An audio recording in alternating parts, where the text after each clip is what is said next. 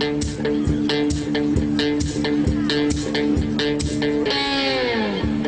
I believe in good vibrations is what creates a beautiful nation. All you need is the will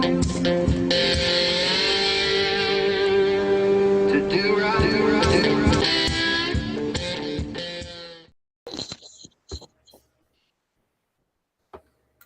Oh, we're not doing music?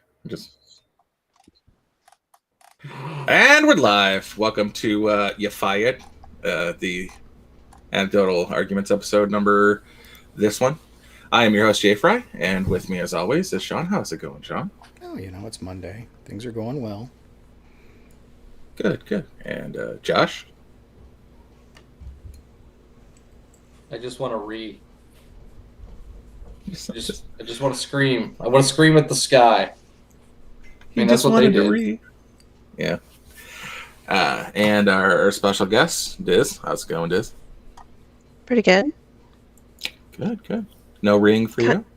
Kind of wondering what Josh is screaming at the sky about. Well, I'm screaming at the sky about all the shit that Biden's going to try to pull with guns. That pisses me off. Looks like someone needs to buy a boating accident. I found a silver lining today, and that was that I want a plot of land. You saw that. And I realized that having Democrat leadership was going to drive us into a financial recession, which was going to crash the housing market, which meant that I would be able to get a plot of land for pretty cheap pretty soon. If we don't have 2 or 3 more stimulus packages come through and corrupt the dollar. But you know where you won't be buying land? Florida, who will be implementing the $15 minimum wage here pretty soon. Well, next couple of years. Considering the fact that the Great Reset is inevitable at this point, and by 2030 you will own nothing and you will be happy. And you will have no privacy. Easy there with your Shapiro pitch. What the hell? But first, let me tell you about Birch Gold. He did a video the other day I saw of him reacting to people reacting to Ben Shapiro, or not impersonating Ben Shapiro. And before he even got started, he pitched a ad of something. It was just atrocious. It's like you, sir, are your own mockery. Yeah, that's what he does. With your wife, doctor, and your milkers of a sister, just get out. We don't need any part of this. So we have the lead story of Sydney Powell. Sydney Powell. That was my favorite part. Hotep Jesus managed to name drop 6 different people who until a week ago you'd never heard of, and he couldn't remember Ian's name. Like he literally addressed Sydney Powell, and he's like, "What's your name again?" Ian. Ian, who has a great fear of being peed on in the face, probably by black men. All I know is there are times when I like Hotep, and then there are times that I don't. I didn't realize he had been educated by somebody,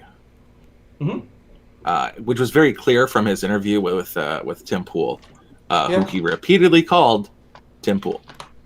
Yeah. But the guy, whoever he learned from, brilliant person. So possibly Thomas Sowell or whoever it was that he followed to get his information. Absolute genius. And he's a parrot of that information because he doesn't understand the nuances of it, but he gets the broad strokes. So it's somebody you can listen to, and if he does give away where he gets his information from, follow those sources because Hotep is a retard. I DM'd Uncle Hotep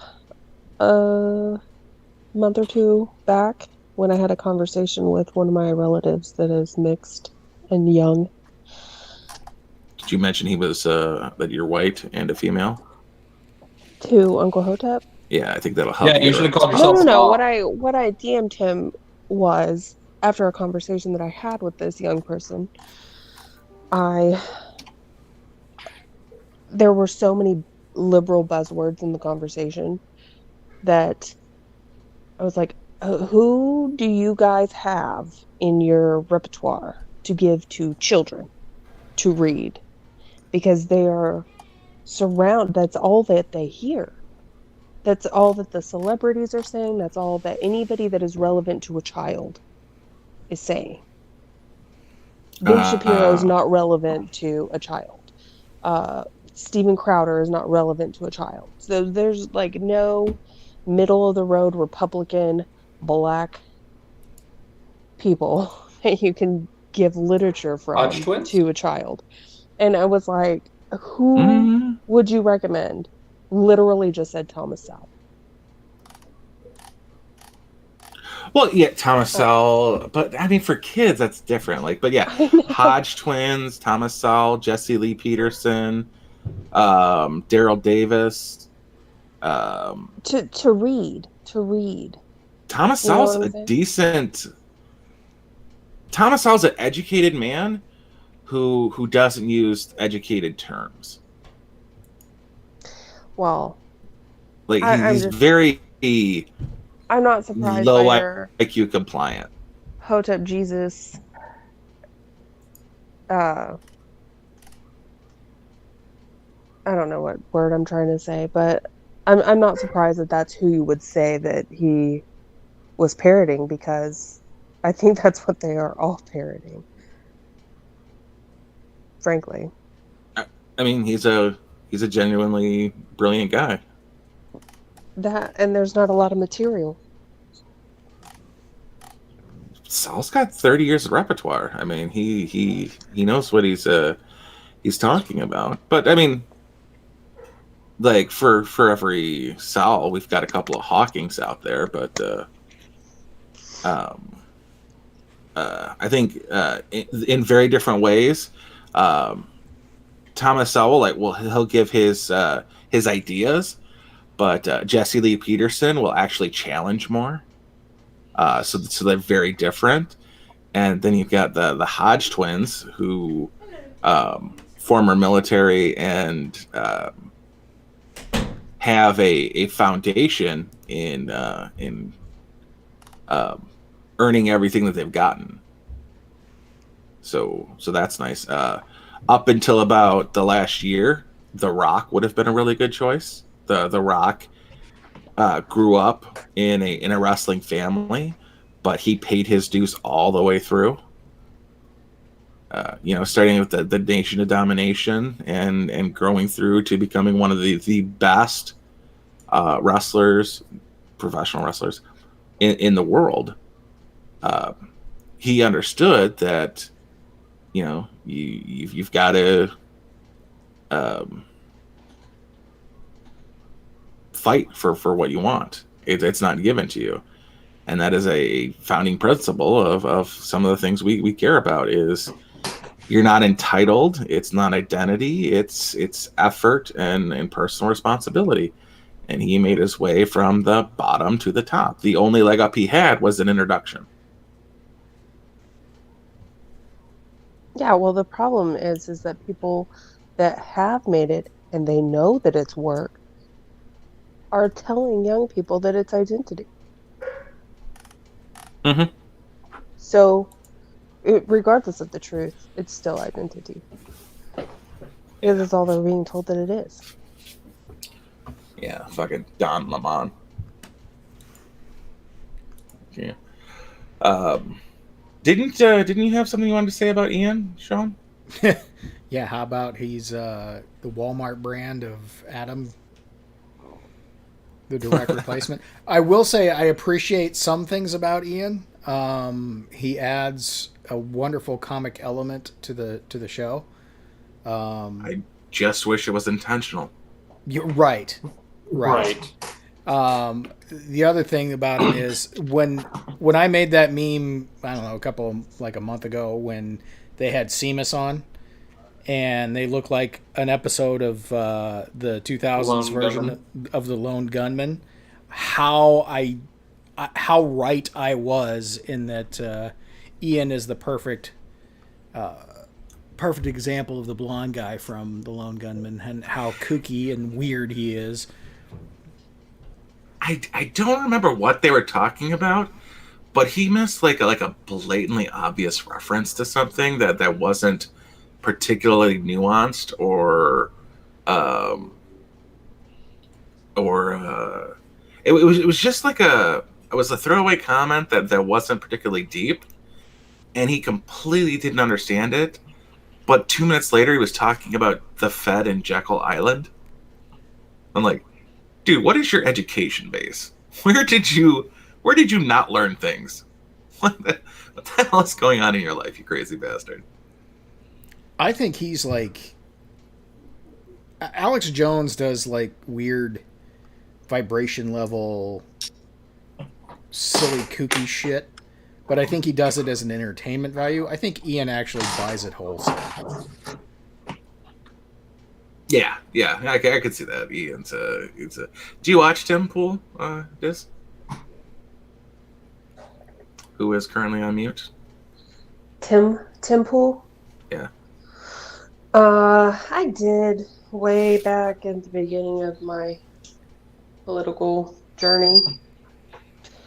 But no, I don't, because until very recently, he refused to acknowledge things that were just blatantly in his face. Until he got pissed off about something and went on some sort of rant. And so he's kind of, I guess, maybe cracked the window to some things that he was actively denying before. Mm-hmm.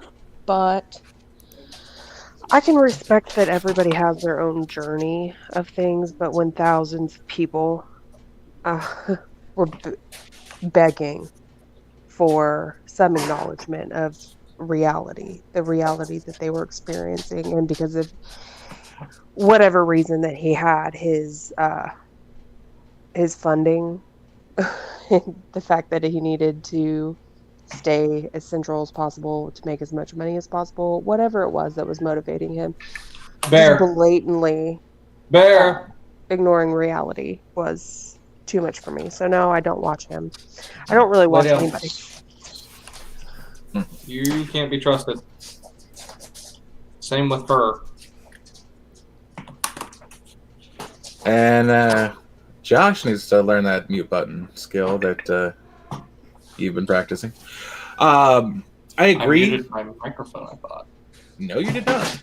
No, it's probably... Oh, I know why. For some reason, it's on my... it's on a different microphone. Hold on. There we go. Practice your mutant skills. Tim is entry level really, and I watch him to basically find out where the basics are. That's fair. He does have huge blind spots, like what's he been talking about lately? The conspiracy of one fallacy or some nonsense, where you can have these. I gotta go take care of something. I'll be right back. Okay. Instead of having an overarching conspiracy of large groups of people affecting the election, that it's individuals on an individual level, and I agree that it is individuals, but I don't think it's an individual conspiracy of lone gunman here, lone gunman here. That's a militia at some point.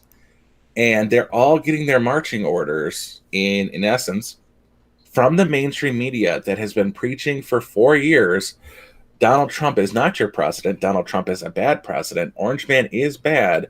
Orange Man is a dictator. Now follow the rules of your governor or else. And there's so much contradiction in what's being spouted, and I think that there are a lot of well-intentioned people that exist out there that perhaps maybe get more blame from people who are more in the know than them about certain things, certain trends, certain patterns, etc. Mhm. I think there are a lot of well-intentioned people, but the path to hell is paved with good intentions, and so that's not good enough also for me. brimstone. Like this, good intentions and brimstone. So I like I said, I can be patient with somebody's journey if they're headed is kind of in the right direction, and just leave them alone, which is what I've done with Timpool, because he's not really fighting against anything that I believe. Um, so I just kind of leave him. He's in my purview. I see things that he says and stuff like that, but like I stopped following him on Twitter a long time ago, and I don't watch the things that he does because frankly it's too mainstream. Mm.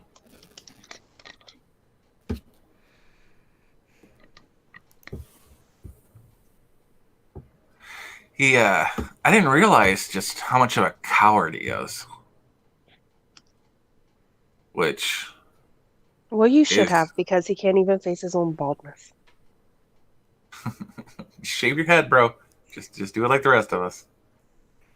I mean, somebody who can go to Occupy Wall Street and face these actually violent assholes. I expected him to have more cojones. But then to hear, like, he's literally in Indiana right now on a hilltop prepping for the apocalypse after a series of moves based on something bad's happening in my neighborhood, so I'm moving. Like, I didn't realize how actually out of touch the guy's life is with what he from reality.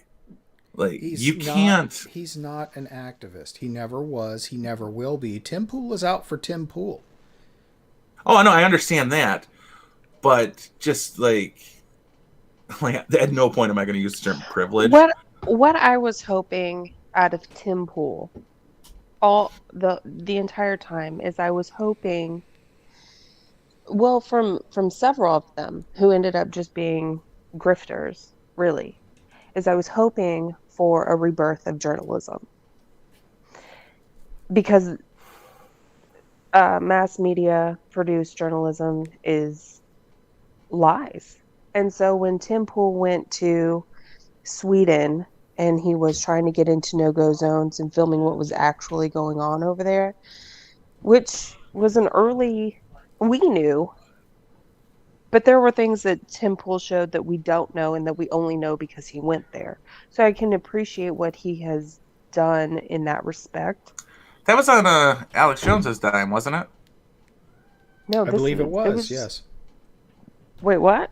I think Alex Jones paid him to do that. Oh, did he? Really? Yeah, I think so. Yeah, I think he was. Alex Jones offered to send a journalist over there to investigate, and he brought along a chick with him. It pissed me off. Was it Lydia? Wasn't Lydia? Or was it somebody? No, it wasn't. But I don't recall. Maybe I do recall a woman. Yeah, he did. He brought a producer who was female. He brought bait. Let's not fake the funk. That pissed. Bait. Either he brought bait or he disbelieved it so much that he just brought his crew with him and was seriously a piece of shit for doing that. So either it's bait or he didn't believe it. But what Timpool has been able to do, which I enjoy, is he has brought on many new journalists and given them 2 hours to expose themselves. And there's some from Breitbart that I found interesting and started following, and others I was following that I removed, and I ended up actually adding Jack Posobiec, even though I do not like anything about him. I think he provides enough information that I can find things for myself. But he also has on Cassandra Fairbanks, who is like See, but the thing about it, the thing about it is that chubby and Coulter. Cassandra Fairbanks, while I cannot stand her on a personal level, she does do good journalism. If she could just shut up about her own opinion about stuff, if she could just make herself shut up her own opinion, even when it's something that I agree with, like what she says about Kyle Rittenhouse and whatever, she has a fearless quality to her, and it may be down to her friendship with, help me out here. Julian Assange? Yes, it may be because of her personal relationship with him that she has that fearlessness, but she dances so close to really being able to get those, what Project Veritas is trying to do, but for real. You know what I'm saying? If she would just shut the fuck up about everything else. James O'Keefe is another one that got it 2 hours with Timpool. I respect what he does. He's different than her. And I mean, she's not going to be able to get undercover like some of the people he can put undercover, because he can stick a video camera in somebody's front pocket and just send them in there to have a conversation with somebody, and she's too notable for that. But what like Wolf Blitzer was in the past, in his heyday, she could be. Wolf Blitzer is an idiot. Well, I'm not talking about him being a smart guy. I'm talking about him getting into the places that he got into. No, I agree, but I suspect Cassandra Fairbanks is Faith Golding her way through the news. I guess the new one would be Harrissing her way to the top, and or bottom, if that's the position you prefer for her. Yeah, I don't have any doubt about that, but I don't really care if she can provide the news that we need. But that's something you have to accept with her, is you're going to get her opinion along with it, but it's pretty accurate. Well, I'm just saying that she could be something different than she is. Like, she's going to be a Cassandra Fairbanks because of not being able to shut off where she fails. And she's going to gatekeep herself out of being this century's top uncoverer of bullshit. You know what I'm saying? Because there's a lot of bullshit that's right there to be uncovered. And she could do it. Cassandra Fairbanks is her own hepatitis-covered Woodward and Bernstein. She really is. I'm just talking about with her connections and the way that she presents news. She's not a bad journalist. She has the facts. So, yeah. Okay. I'll give you that.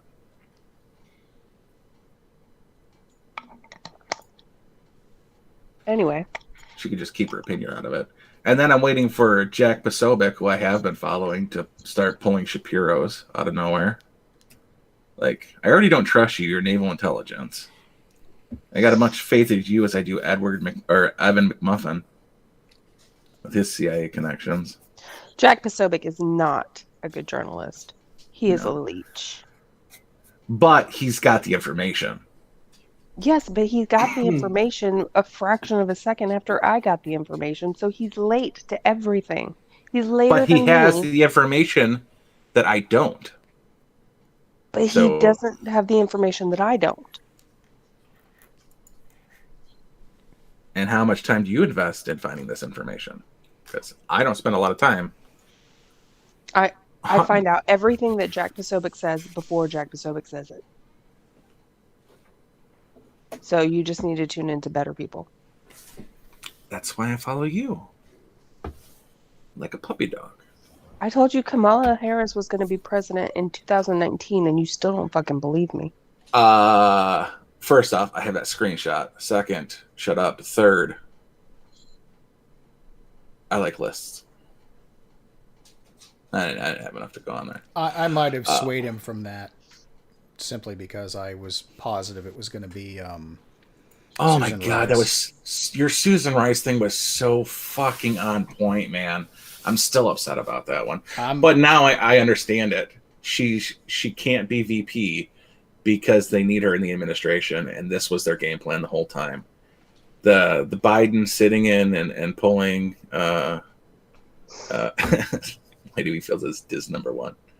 But Biden knew the whole time. He was pulling lids at quarter past we just started, and he knew that he was getting it on the back end. He was gonna Stacey Abrams his way into all of the states and Georgia, and he didn't need her for that position because this is slipping because Biden's old or whatnot, but he literally stated that he has the most diverse voter fraud team that there's ever been. And I now happen to believe him. Not anti-voter fraud, just diverse voter fraud team. And as we're seeing with the counties in there's a Wayne County district that had 350% reporting, and apparently nothing's doing anything about it. I do think it's going to be a Supreme Court challenge that will still sway it in our favor because of the nature of mail-in ballots being treated differently than in-person ballots. They will get discounted. Trump did announce through channels that he was going to begin the transition process, and I think that was a strategic move, even though I'm not into the whole 3D chess thing anymore. I do think that it was strategic to shut people up about him not doing the transition process, because until he concedes in January, anything can happen. He's going to concede when the Supreme Court tells him he has to concede, if that is how it goes. But I'm saying the transition has nothing to do with concession. Yeah, it's just prepping to start. What he realized is Kamala Harris is part of the Senate Intel Committee, so he's already getting the intel. So there's nothing that he can gain from not allowing the transition to take place because up until at the end of Obama's first term, you would get briefings during the race. You were in the know on what was happening on a national security level. You would get visits from the CIA, because the CIA is the central intelligence community. It was supposed to be the original idea of it is we have all these disparate agencies. We got OSS, we've got FBI, we've got the DSI, all of these intelligence agencies. The CIA was supposed to compile them all together and basically create Reader's Digest pamphlets of all the latest intel, instead of finding out on page 13 of OSS and finding out on page 27 of the DSI and finding out on page 43 all the same information from all these disparate sources. They were supposed to put it all together into one coherent Reader's Digest pamphlet, and have all of it accumulated and accounted for in a a small amount of information as opposed to the many various packets from the 19 disparate agencies. And when Obama was running against McCain, they both were getting the same briefings. Obama knew before he was going in that a lot of the things he was already saying that he would do as president, he could not accomplish. And in his first term, he changed it so that the briefings wouldn't happen until you were the president-elect, which is, he's the first president ever to claim the office of president-elect. And now we have Biden's dumbass doing the same thing. Like, okay, from the office of the president-elect, where exactly is your office? Oh, is it in your mansion that you bought with global warming money on a lake?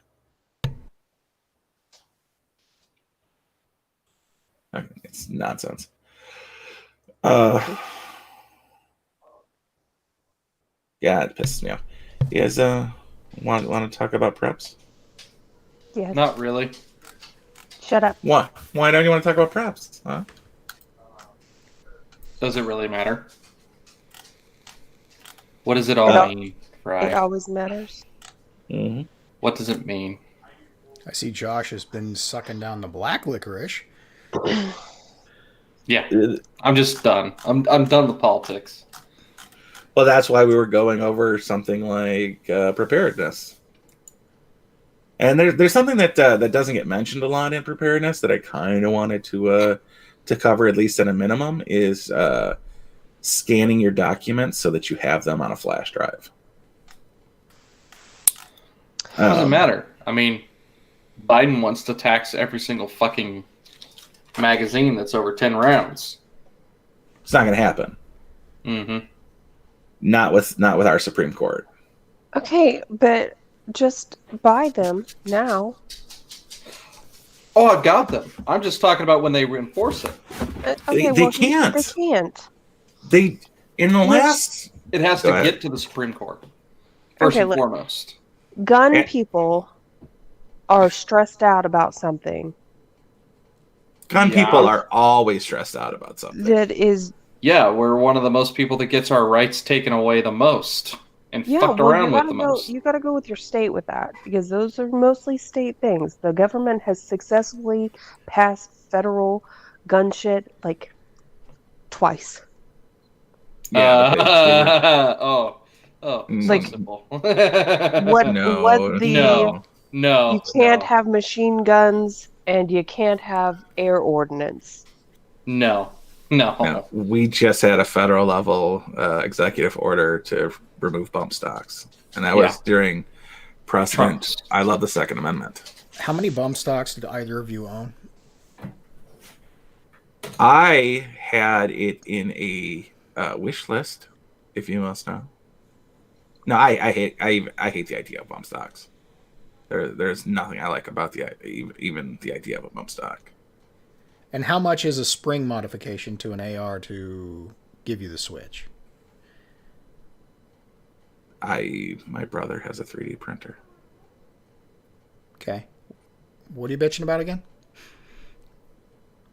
I was technically just correcting this on the theft of rights. But we just had last year. Was it last year? It might have been this year. Do you believe it is the duty of all patriots to ignore unconstitutional law? Absolutely. Why don't you? I do. Sorry, I had to deal with the situation. What are we talking about now? We're ignoring unconstitutional laws like it doesn't exist. Yeah. The premise is I also like my dogs. Oh. Yeah. Yeah. That's an ATF statement right there. Yeah.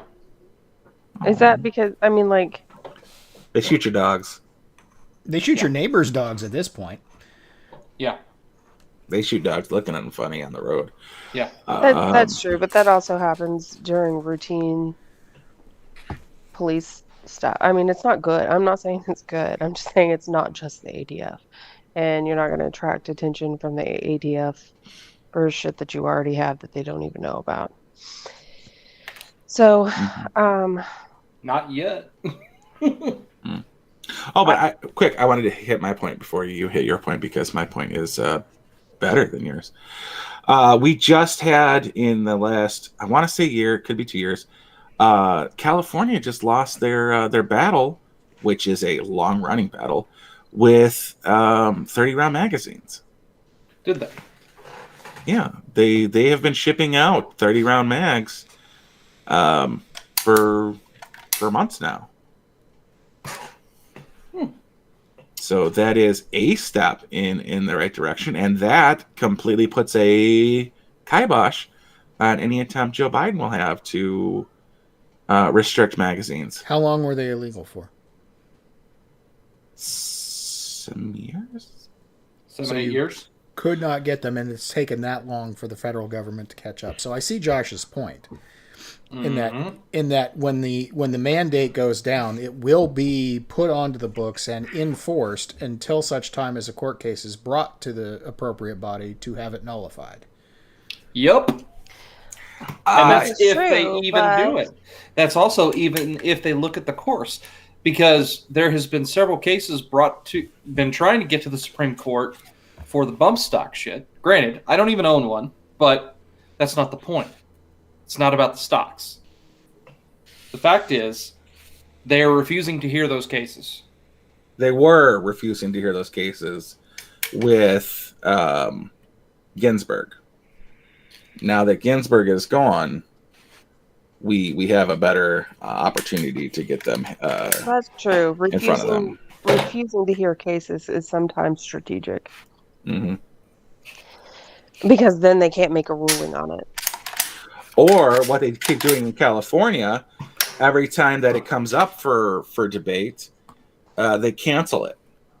Like they've literally, everybody who gets arrested for having more than a 30-round magazine in California, they get let go after the fact. And the same thing happened in New York with what was the case in New York? The handgun case? Was it a handgun case? Or was it no, it was the subway shooter case, wasn't it? No. It was it was a stop and frisk. The guy got the stop and frisk and was found to have a magazine with more than whatever rounds. And they removed the law from the books, causing the Supreme Court to drop the case, and they put it back on the books immediately. And that's what they do, is every time it comes up, they fold, and then when it gets passed over, they reapply it. Mm-hmm. But we now have the majority. It's a battle that's been being fought, and it will continue to be fought, and it really doesn't matter who's the president. No, it's more the regards to commies gun that I'm rights. worried about, but that's beside the point. Yeah, and that's why we're going to talk about preps. Because this is we talk about bug out and often, and this is something that's going to be more towards bug out preparedness. Not I'm never coming home inch bag, but the literal commies have come to my doorstep and they're going to burn down my house. Luckily for me, I just bought commie rifle that killed more communists than AR has. Dude, empty forks have killed more communists than any rifle you happen to own. True. But first, I want to relay the concept of writing off implements. When you put together this particular bag, anything you put in that bag is no longer something you have access to. So that's what a concept I want to get by you. When you put this bag together, you do not touch the bag for what is inside it, because once you do, whatever you do most likely will not end up going back in that bag. So this is the idea of Antifa, BLM coming to the suburbs and wreaking havoc. And that involves Molotov cocktails through your nice big bay window. So for your personal, the idea of the bag behind it, you get on your computer, and hopefully you have a printer that has a scanner on it, or you can go to a library if necessary with your personal documents. Things you need: scan both sides of your driver's license, passport, birth certificate. If you're a growing family, adoption papers. If you're in a temporary citizen, your citizenship naturalization, DD 214s, military discharge papers, Marriage license, any death certificates that you have. power of attorney, will and testaments, trust documents. For those of you following one of the funnier ways to get your suppressors, safe deposit box information, powers of attorney, brokerage accounts, like for financial stuff. We're talking checking, savings accounts, retirement accounts, brokerages, pension system statements, deferred compensation papers, credit card accounts, U.S. savings bonds, money market accounts, CDs or stocks and bonds. Like anything that you have that is in your documentation, real estate, mortgages, property taxes, titles, income tax, any loans you have outstanding, liens or levies. No, don't put your liens and levies in your. Absolutely do put your liens and levies, because if you have them, they have them. And their outstanding number might not be the same as your outstanding number. That's true. Mm-hmm. So Life basically, insurance. JP has a small U-Haul trailer attached to him through a Class 3 hitch that he has inserted onto his duty belt. You scan it and you put it on a flash drive. Yeah, but you have so much that you like to take. I do. I have way too many ferro rods and magnesium fire starters. Yes. Yes. But insurance policies, living will, organ donor information, anything you have from the VA, those types of documents all need to be saved so that they cannot screw you. Like if you have a parent who died in the military and you're getting benefits for your child, make copies of that information so that if something were to happen, these places can't screw you over. Like there's Proud Boys living right now that have no access to banks because JP Morgan Chase said you're a racist Afro-Cuban, and we're not. We're going to deperson you. Well, also, one of the things that's concerning me is about the COVID vaccine stuff. Are they going to start limiting access as far as to finances as well as access to supplies and everything? Because if you don't take the vaccine. Mm-hmm. And that's, well, they already did it with Ticketmaster. Mm-hmm. And so, you can't fly internationally unless you have a vaccination or whatever is what they're saying. To be fair, that's kind of been a law. Yeah. Well, that is something that has been on the books for a while. Yeah. I don't know if you know. Fly internationally, so. I have a personal hero. I don't know if you know him or not. His name is Dean Cain. He can fly, but he is benevolent and still takes places because he has a son, and he travels for USO tours. Up there, sound like you're tearing up. Try not to. He goes and visits the troops on occasion, and goes on shooting sprees in weird places like Belarus. Anyway, when he travels to certain locations, like if he does a USO tour to Africa or wherever, because we're currently in Somalia for some goddamn reason again, he's required to get a certain set of shots before he goes there. If you go to certain parts of Africa, you get malaria shots. If you go to so those are requirements to travel to those places. Malaria is never a shot. It's always a pill series. But yeah, if you are going to fly internationally, there's actually a clinic in your largest city near you that handles international travel. So all you do is you go in there and you let them know where you're going.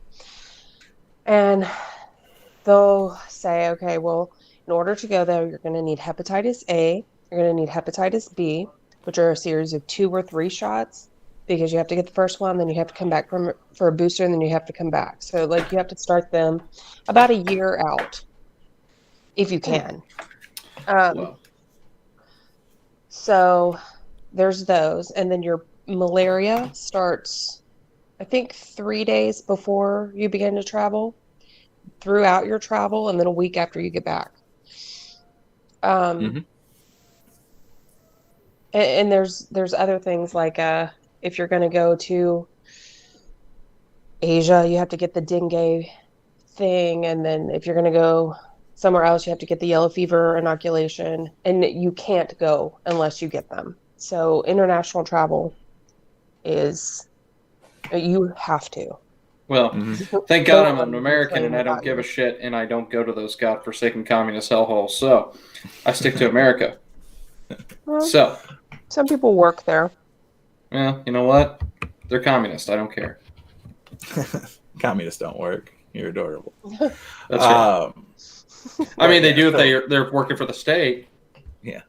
But like the Ticketmaster is the real bullshit. Or it's soon going to be just regular flights might require you to have vaccines or any large meeting area possibly. So why? Yeah. I don't, because the rather fascistic policies of the Knoxville airport. But I would much rather drive across country than to fly.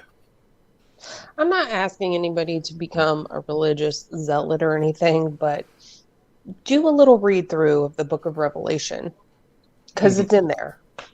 Yeah.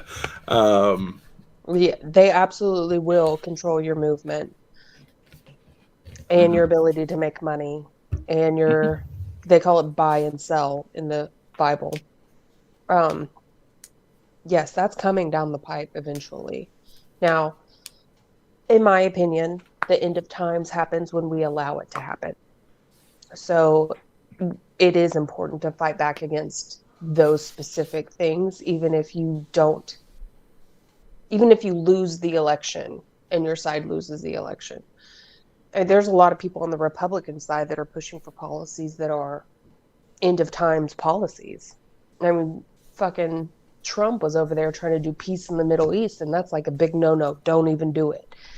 But still there he was trying to make peace in the Middle East. It was like, that is the biggest sign that we're coming to the end of times apocalypse. We want to keep Israel away from the Temple Mount. As long as they are killing each other in the Middle East over anything, we're good.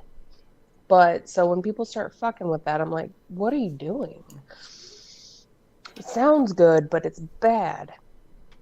Anyway, peruse the last book of the Bible, because the mark of the beast shit has been long thought to be some sort of inoculation or some sort of RFID chip that you have to voluntarily put into your body, but if you don't voluntarily take upon the mark, they will limit your ability to buy and sell, which is why prepping and learning how to work a black and gray market is so important.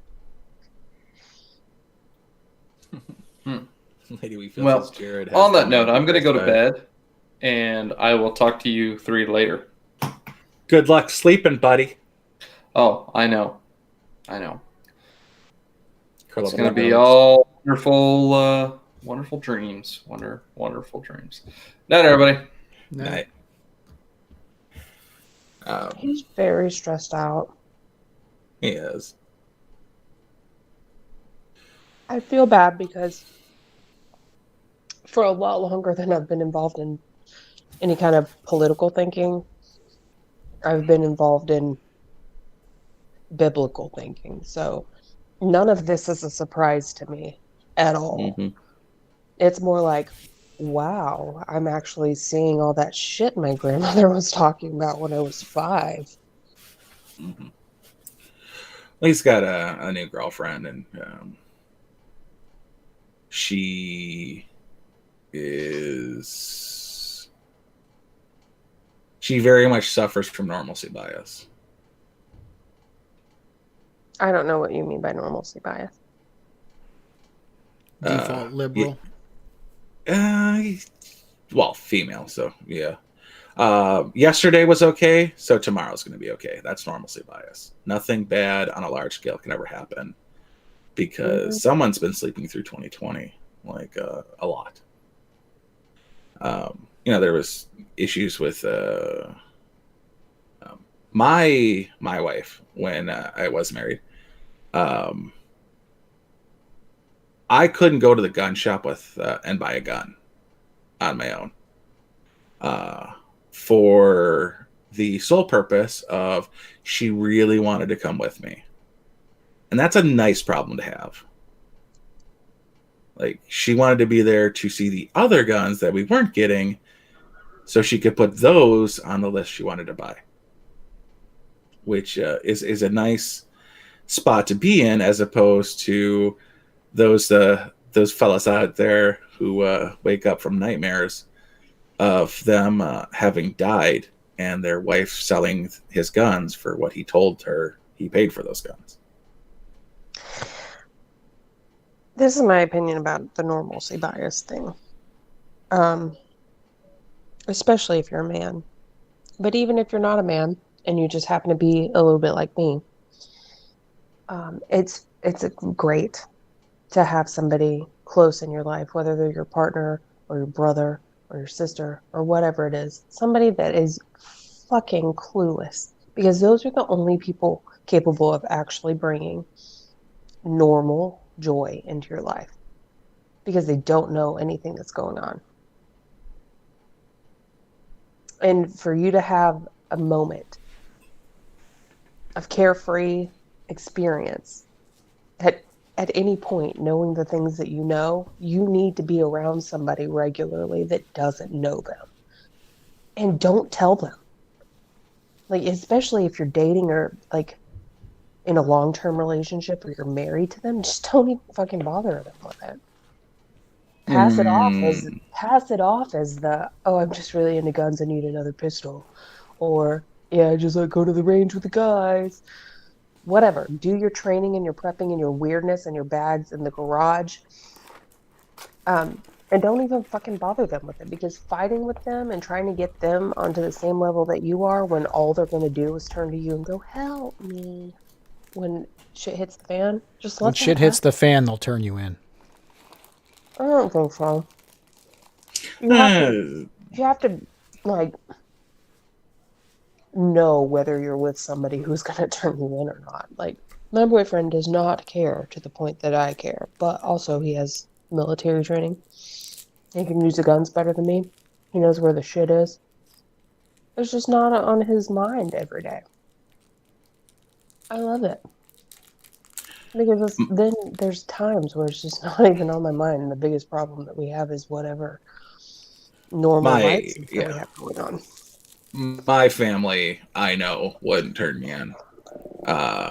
But they have married people that it's more of a question about. Well, don't tell those people. Yeah.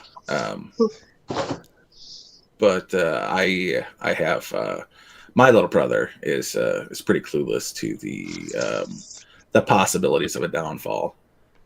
So he has a cache of supplies buried in the corner of his yard that he doesn't know about,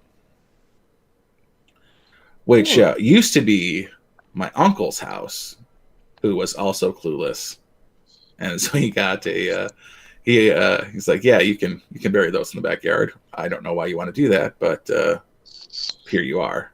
So he's got a Mosin Nagant and 440 rounds of ammunition and a certain number of other things buried in a couple of PVC pipes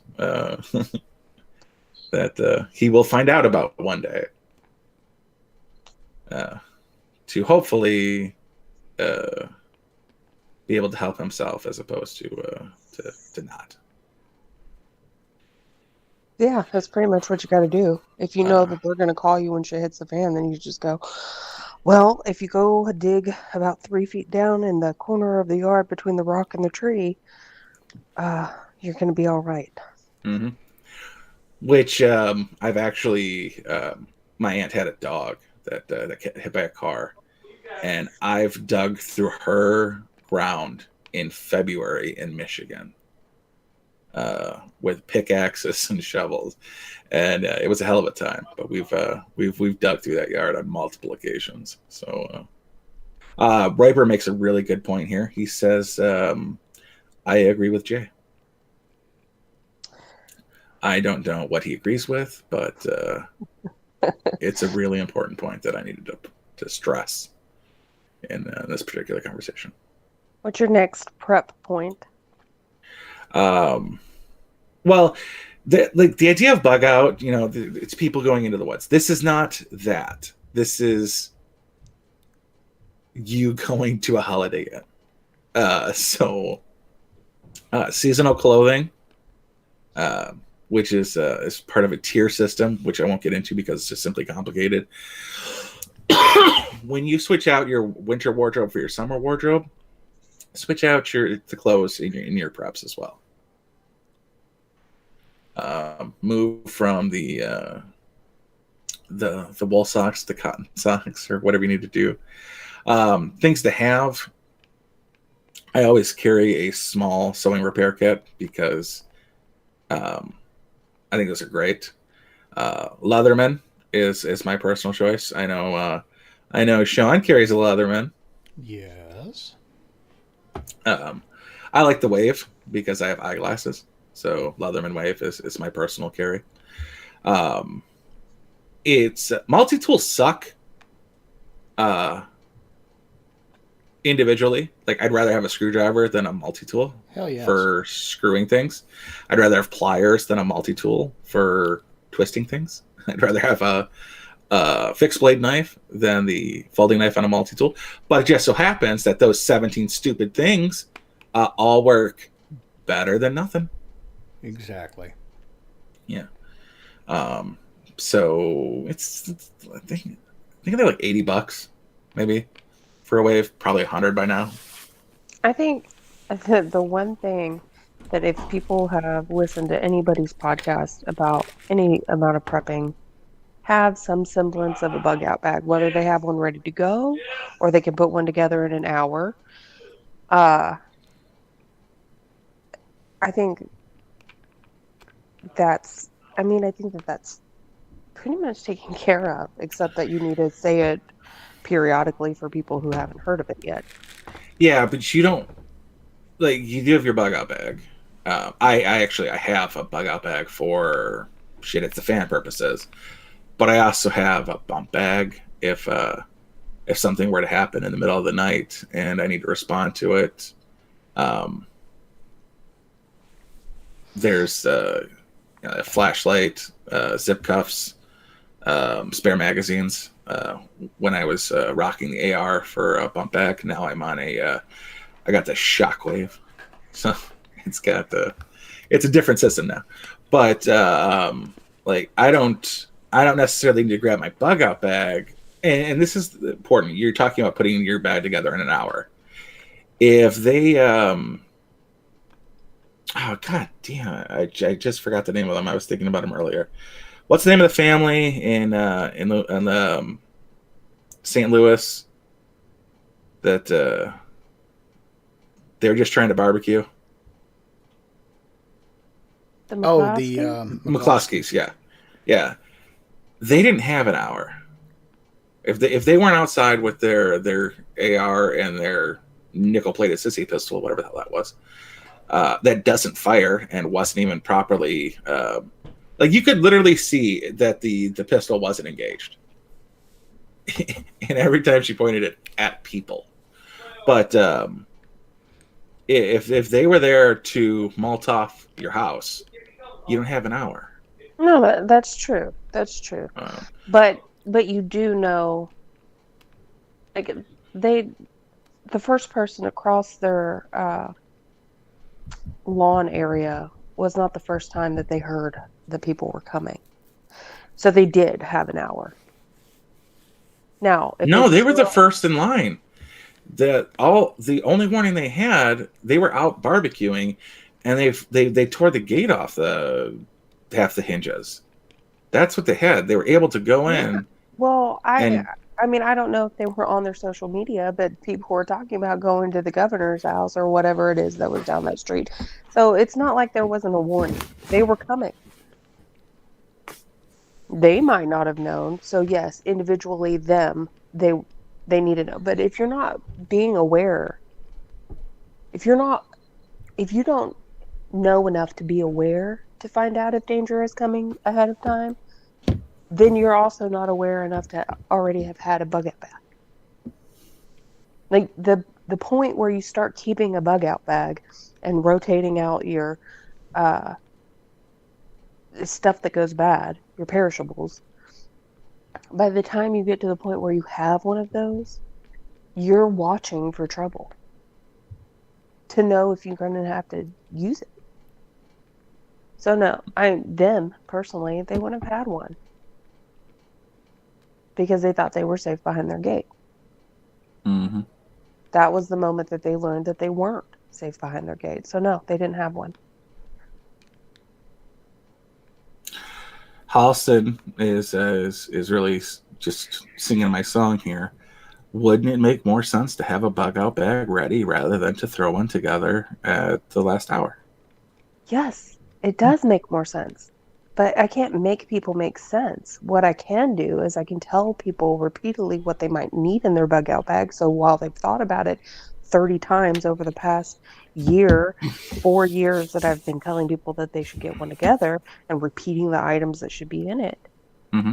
And they didn't listen, and they got an hour's notice, and they went, oh, fuck.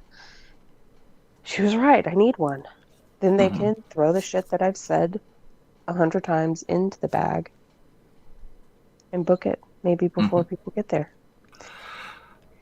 My bug out bag is it's not alone because my situation is a little differently than most because I live in an apartment and I will not be staying here. It's about the size of a hockey bag. It's heavy as shit and will be going from my door to my trunk because it's got the all the things I need to survive, but it's fucking heavy. As in, it's not getting strapped on my back and walking off into the woods. I live on a mountain for a reason because this kind of shit, it will not happen at my home. But if something were to happen, I have the materials I need to get to the location in which I will be attempting to survive. In that case, if you know that you have to get to a secondary location, I wouldn't have one heavy bug out bag. I would have two. I would have a lighter one, and I would have one that you keep in your trunk. and does not leave your trunk. So all your perishable shit that you have to rotate out would be in the lighter one, and all the heavier shit like your clothes and your blah blah blah and your flashlight and all that shit would be in your trunk.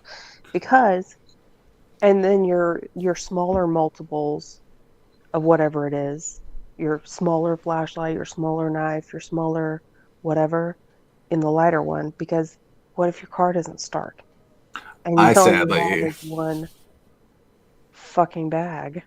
I sadly have everything has top of the line gear because I buy so much shitty, stupid top of the line gear that it ends up getting spread around everywhere. Like my fishing bag, even my fishing bag, which I use seldomly, has a Super Tool 300 in it because that was one of the first Leatherman I purchased.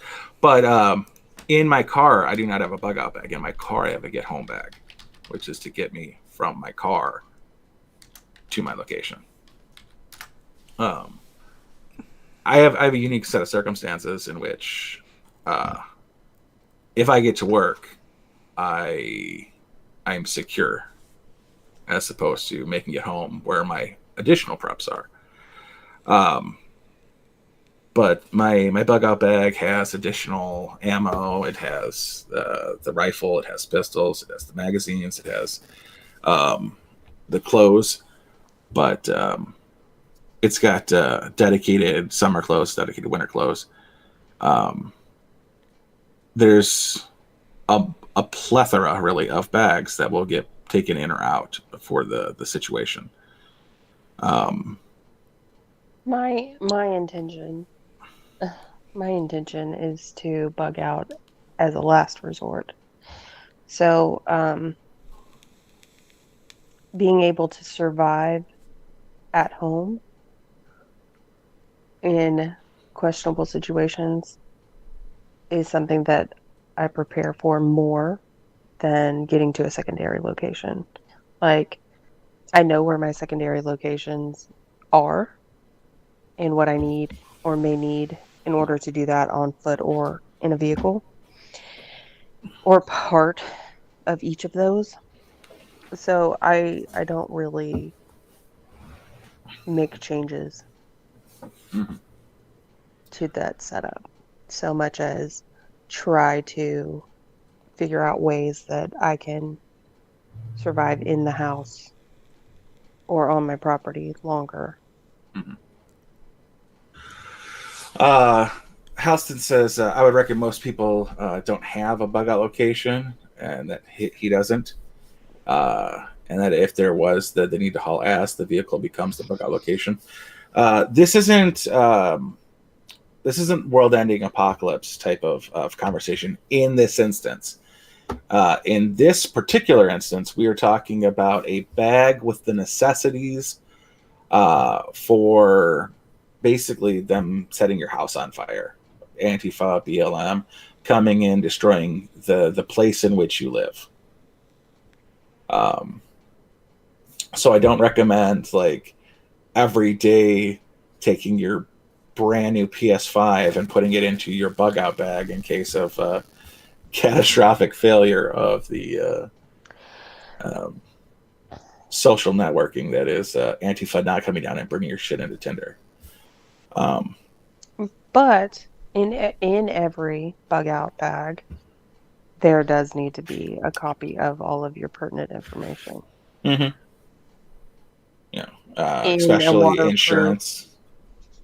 Yeah. And if you're going to put it on a flash drive and not have paper backups, I don't know why, because technology fails. But I would have waterproof paper backups over a flash drive personally. Yeah, in a waterproof sack. Yeah. A waterproof sack and a waterproof sack in a waterproof sack. Mm-hmm. Probably. Yeah. And it's really not as much paper as you think that it is. Because your cards, etc., your passport print, your driver's license, your social security card, your credit card, those can be lined up on a printer face for the fronts on one sheet of paper. Halston asks, at what point would you decide the situation is desperate enough to bug out? What signs would you look for? That is situationally dependent.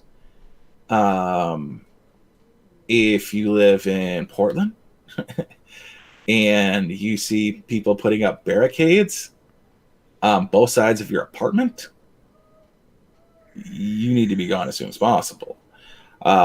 If you live in the governor's neighborhood, it all depends on what you're willing to fight for, what you're willing to die for.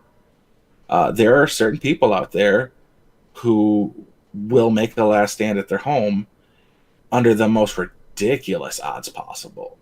Like 300 people is the number given for surrounding the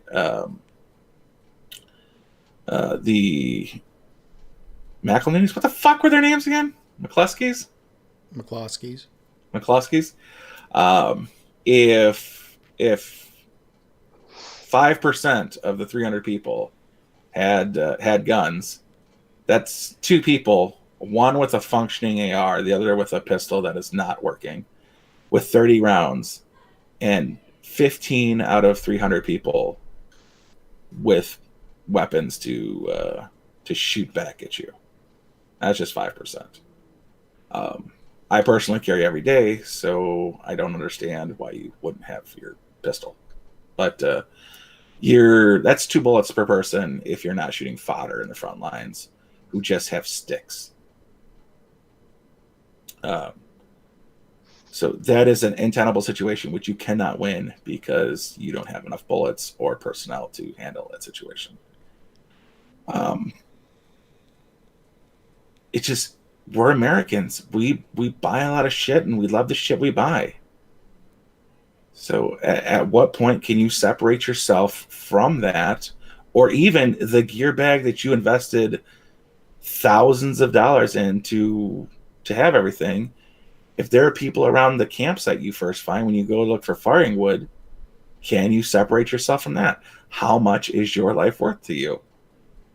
And in the opposite of that vein, that bag can save your wife, your kids. It has your medicines inside it. How much are their lives worth to leave it? It's a personal situation, no matter how you go about it.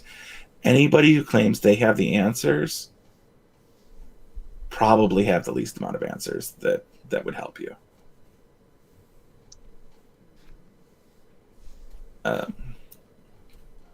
It's a personal choice that you have to identify.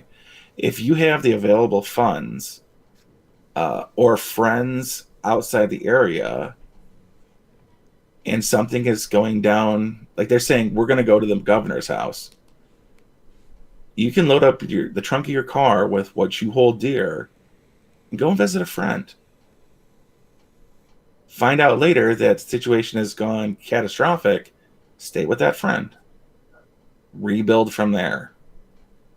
Your insurance, hopefully you have insurance, they usually cover hotel stays.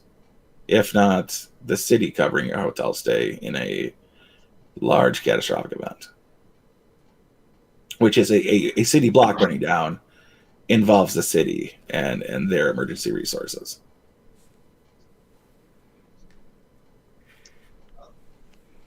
But you really are putting your faith in. You have to find where your faith is and invest it properly.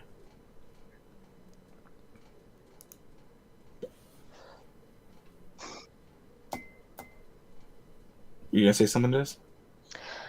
Yeah. Well, I mean, when you are a prepper, you try to think of each scenario. Mm-hmm. You can't plan another person's actions, but you can, like, for instance, where I have to park is if somebody were trying to get into my house, they would be between me and my vehicle. So for me, if if there's a frontal assault on my home, I have to kill to get out of my home. Other people have a driveway in the back, so they just have to escape out the back if there's a frontal assault on their home. So you have to consider your personal situation, like where is your vehicle? I lose my keys all the time, which is a horrible habit for somebody who preps, because I need to be able to get to my vehicle fast if anything happens, if a fire starts, if there's anything that would cause me to have to leave my home. I have to cross the yard to get to my car. So that, I mean, that's a consideration that my gun, my go gun, if I'm leaving because somebody's attacking my house, has to be in my hand, not my bag. Yes. That usually comes down to EDC, like carrying the gun on you. I would also stress an idea of a forethought with situational awareness in mind. Do not park in front of your front door. If you have thugs, we'll call them thugs, pounding on your front door and in your entryway, you do not want to have your car parked what would be in the line of fire. You know, driveways are almost, I can't think of any example besides for mansions where a car could be parked directly in front of your front door, with those long U-shaped driveways and stupid shit like that. Driveways are generally off to the side where your garage is, and generally your garage is not your front door. So, but like for me personally, under a situation where if by chance a mob came down my street, which is highly unlikely, I just don't live on a street where a mob would come down. I wouldn't be inclined to leave, even though I have ammunition limitations, even if it were a large group, because A, I live with a veteran. B, my across the street neighbor is a veteran. His neighbor is a veteran. My escaping a mob on my street is more dangerous than me staying in my home from a mob on my street. Because those are the 3 immediate levels of protection that I have. I know that they're armed. I know that they have experience with firearms. I know that they have firearms. Even though my immediate neighbor across the street that is a veteran, his wife is a liberal, like Bernie bro liberal. I know that he'll defend us because he said as much. So is his neighbor. So like I have layers of protection here, even if a mob were to come onto the street. Whereas getting from my house to my car while there's a mob on my street because I'm parked in the street is far more dangerous. Like I live in an apartment, and you can park. It's 25 feet away, but it's I could park with my car visible to my front door.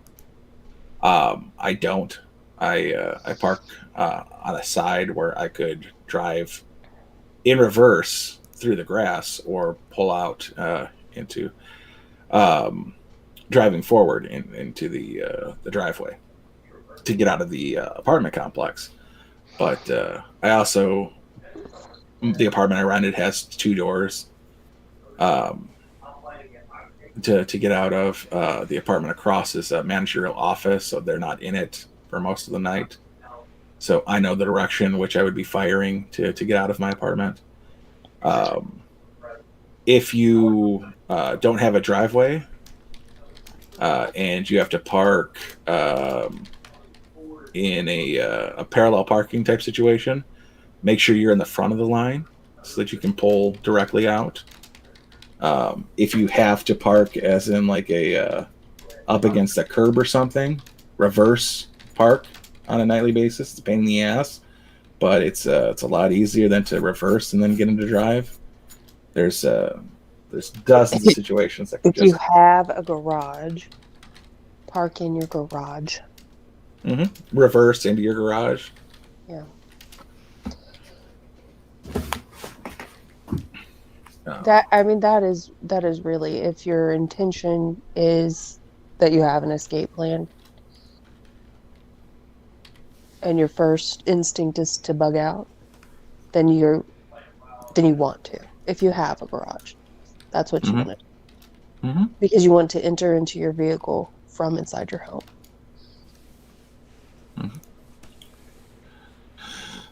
And there's important things to that as well. An automatic garage door opener. The last thing you want to do is have a group of people in front of your garage and you have to lift the door and then get into a vehicle. It is 2020. Who is manually lifting the garage door? My father-in-law has a 5-car garage. Only 3 of the doors are electric.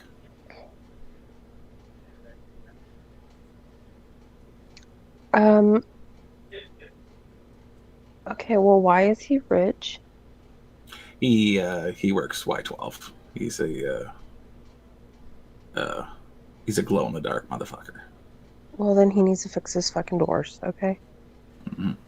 Well, they're barn doors. Like, you can't get an electric barn door opener. Can you get an electric barn door opener? Yes. What do you think that people with a whole fleet of horses just don't have an electric barn door opener? Is it a fleet of horses? No, and no. Well, work harder, not smarter. Then. They're driving horses. Yeah. Is it a herd? What's a group of horses? It's a power. It's a horsepower.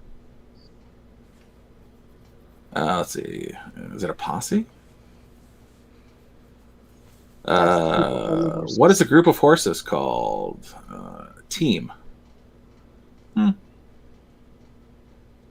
guess that makes sense. I'm just Also making shit up about my imagination of what having a lot of horses is like.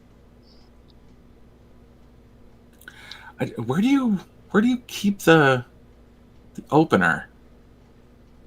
Like, is it on your saddle? Is it in a saddle bag? Yeah, you would take it with you. I don't think that's a thing. I don't think there's electric barn door openers. Well, then they're stupid. I can't help them. Yeah. Well, anyways, 2 of them are barn doors, and 3 of them are for cars type things. He's even got a Judas door, but he's got like freaking 4 doors on this goddamn thing. I think the real important thing is to assess your life in a way that you understand. Like, I know. Magic says on your belt, Tardo. Belt buckle garage opener. Well, then where's my rodeo belt buckle go? I'm riding a fucking horse. Install it in it. What the I know if there was an actual need to bug out, my grandma's first priority would be family photos. Okay, so here's what you do with that. You go to your grandma's house, okay? And take your phone or any camera device, and you take a good up close, not glared photo and put it on your cloud. Yeah, we have scanners. We have scanners for that. No, we're not doing fucking scanners. What the fuck is wrong with you? You take your phone You take the picture, it gets saved to your Google Drive or whatever it is that Apple has, the stupid cloud. There's a company that created itself from Hurricane Katrina and restoration of family photos. Not only can they do damaged photos through digital means or whatever, but they can take your photos that you have a picture of from your camera phone that you've saved into your digital photo album, and they can make you a photograph of it. So that when you when you get your picture frames or whatever in your new house because your other one is underwater for a year, they can create your wall, your photos from your wall that are one of a kind again. We bought my grandma a portrait, a digital portrait that we scanned the family photos and put it on this portrait. And it is connected to a cloud in which family members can upload new photographs to. That will run through on a 5-minute cycle and change the pictures over and over again. And will update to the cloud for new photos to be added to the portrait on a I have no idea what kind of time frame it takes to. And that's really cool. But also photo albums. Photo albums. You can take a picture of the page that the photos are in of the album. And then if anything happens, then you can pull them up. You can take them to the company that exists for this very thing, and they can print you the same size photo on photo paper like it's a photograph that you had developed. So that you can refill a photo album. Oh, yeah, you can do that. I was saying how we handled it, but you're saying how you can handle it. Yeah. Well, I mean, there was a market for that kind of thing because hundreds and hundreds of people lost things. So while they were figuring out how to restore flood damaged photos and stuff like that, they also figured out, hey, I can take this digital photograph of your photo and create you a photo out of it. Like, yeah, sure. Simp for Diz, Black Magic, that's fine. For me personally, in the early 2000s, after my parents had passed, my most treasured possession would have been my mom's jewelry box with my dad's watch in it and my mom's jewelry. But what you can't go in and grab a 3-foot tall cabinet for your and throw it in your car for your bug out kit. But you have to identify and understand what your limitations are. Riper says, if you have a JPEG of any picture, you can go to Costco and have them print it. You can do the same thing at Walgreens or CVS. It's the same thing. Yeah, but that's the pictures that I'm talking about are like photographs that were taken in the 1920s or 1930s. That it was different, but they can give you a photograph like it was from there. Oh, so sepia tones. No, not blah, blah. Because everything in the 30s was sepia tone. Yeah. My great grandma posing with Wyatt Earp, sepia tone. So just understand what your limitations are. Understand that your life is more important than the things you own. If you have a family, have clothes for them. That's super hard when you have a toddler, because you have to update that shit constantly. But you're updating on a regular basis anyways to keep the clothes current. Summer clothes, winter clothes.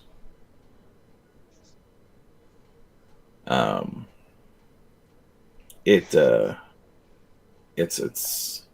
is what it is, but you have to stick with it. It's a lifestyle. It's not a one-time fits all generality.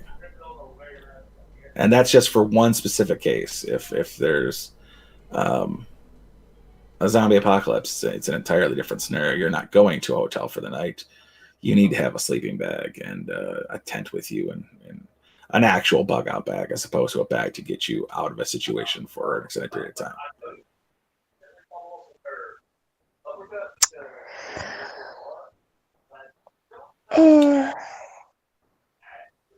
But no matter what, like, you grab your bug out bag, but then you grab your overnight bag to stay at a hotel because those things are different and necessary.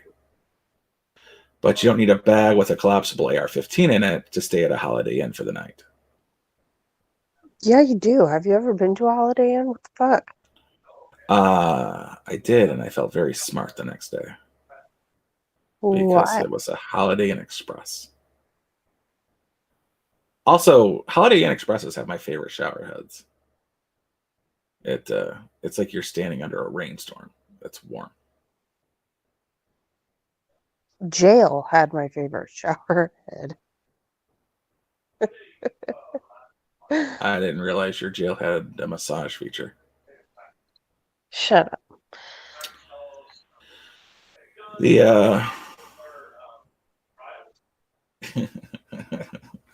No? Okay, fine, whatever.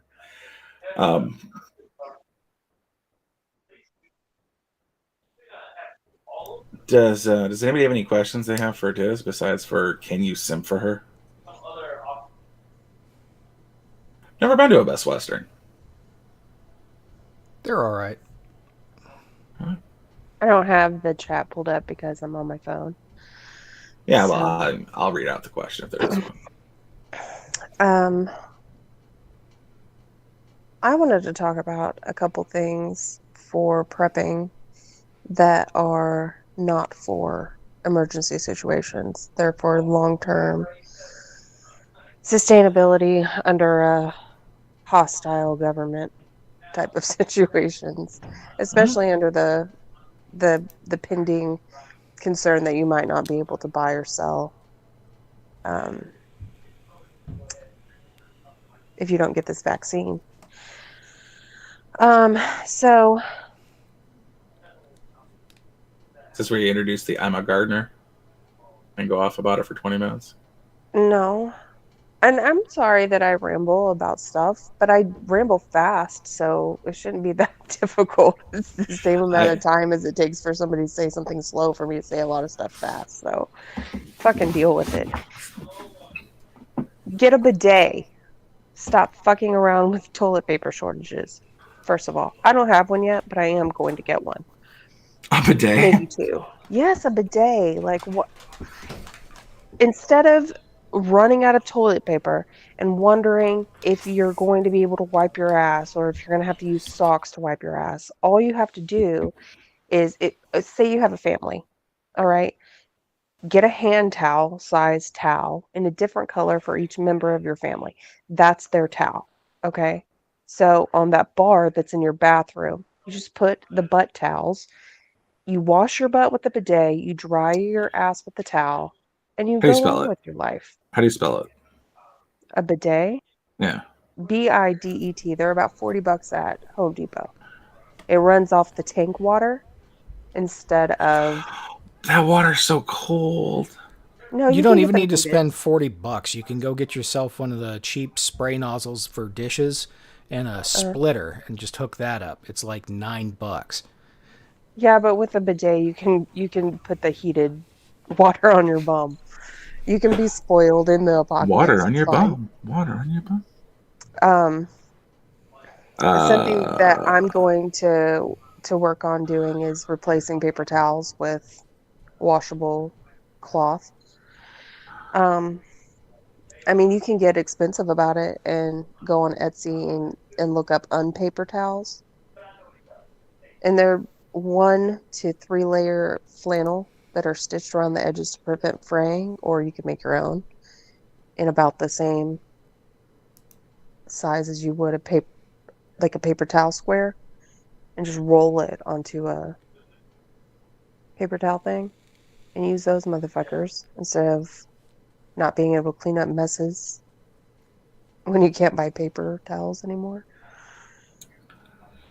$30 for a bidet. These are all non-electric bidets, so they're cold water. Well, you can find one that is. They have them. You have to Well, no, I'm just assess saying. your personal situation. Here, that $79, $249, heated seat, heated temperature controls for your bidet. The Lotus Smart Bidet. You can get very luxe with it.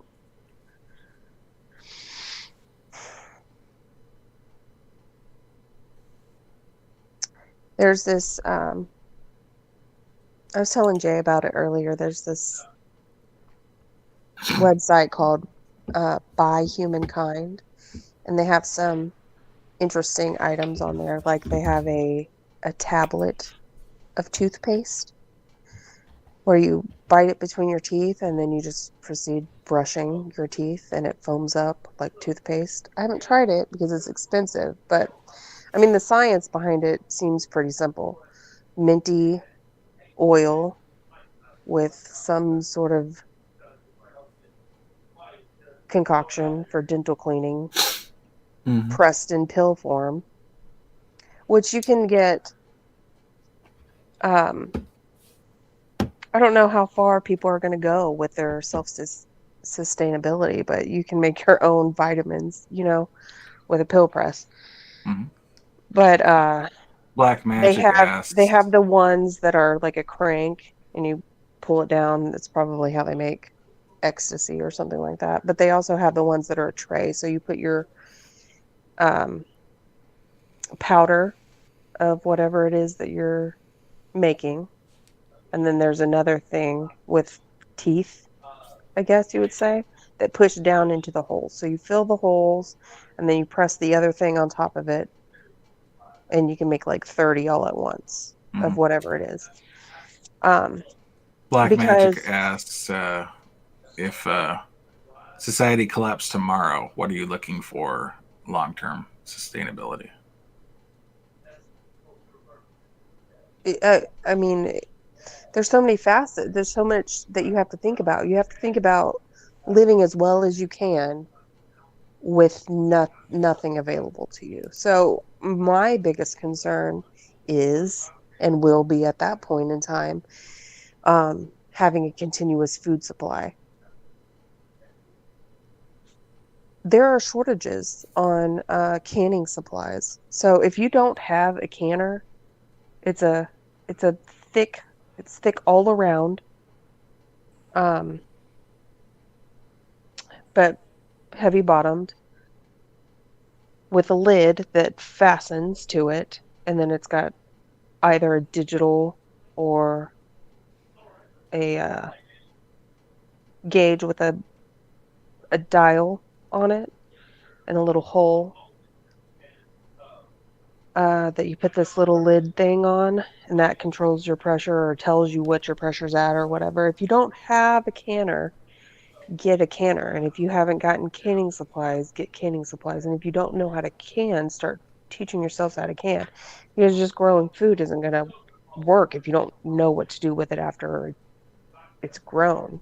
You have to eat it right then because it has, a week or two shelf life.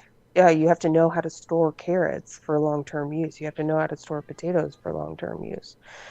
And most foods that exist, you can. But you have to have a pressure canner in order to not die of meat poisoning. Yeah, you can can meat. Yes, you can meat. You don't can peanut butter, though. You can peanuts, and you make peanut butter when you need it.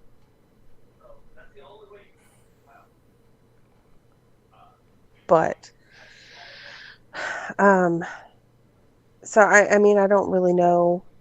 I don't know how to answer that question. Black Magic just said he has a long pick gun. Royper made a statement. The grocery store in his neighborhood, the neighborhood next to his, was set on fire. So the people from over there were coming to his store in his area, and he wasn't able to get milk the last time he went. The milk that I like was out at the store the last time I went. Mm-hmm. You should be able to get milk at convenience stores for ridiculous amounts of money.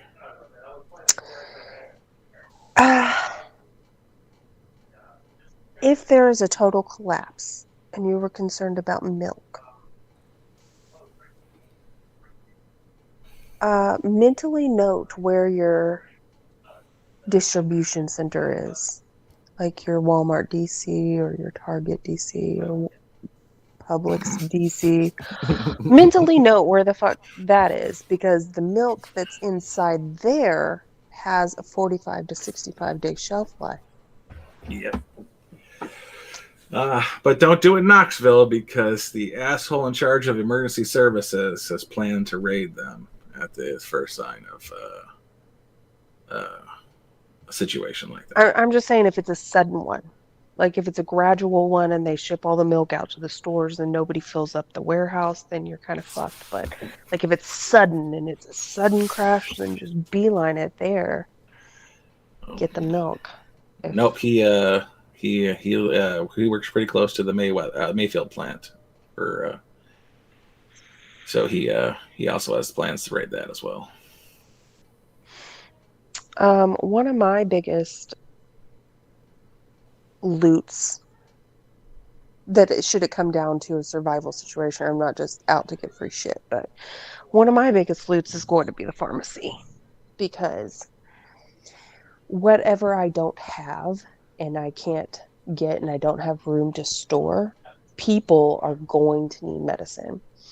So I'm going to take all the fucking insulin and all the pain pills and all the antibiotics from as many pharmacies as I can. And you can barter with me for them. You know, insulin has a perishable factor that's really high. Yeah, you just have to keep it refrigerated. Trust me. Half effective insulin is better than no insulin. True that. All right. He's just going on about long pigs, so we're gonna skip those. What's a long? What a what? Oh, you don't know what a long pig is? Oh, a people. Yeah, long pig is people. Yeah. Well, that's not going to taste very good if you don't have spices. So I suggest that you start an herb garden. Lots of sage. No cilantro though. Cilantro is really hard to grow. I don't know if I'm just not good at growing herbs, but my cilantro tastes like soap. Well, quit washing it with soap. That's how it tastes to me. I'm part of the 10%. You know what? But the thing about it is that if you don't have access to vitamins and shit like that because you're in the middle of an apocalypse and you do find a cilantro patch, eat it, because it has fantastic potassium. It's the highest source of potassium by volume that there is in food that I've found. More so than bananas? By a lot. I mean, I can see that by weight, but I mean, just... Just put it this way. The potassium that's in an entire banana is in a teaspoon of cilantro. Right, but a teaspoon of cilantro is normally a serving if you're cooking it in with something.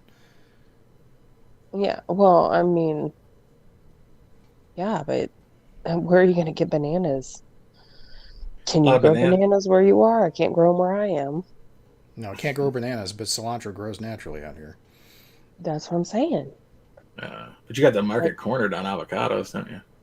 And figs and dates. And we have wild bacon. We're starting to get wild bacon up here in pretty frickin' big numbers. Still can't hunt frogs, thanks Alex Jones, but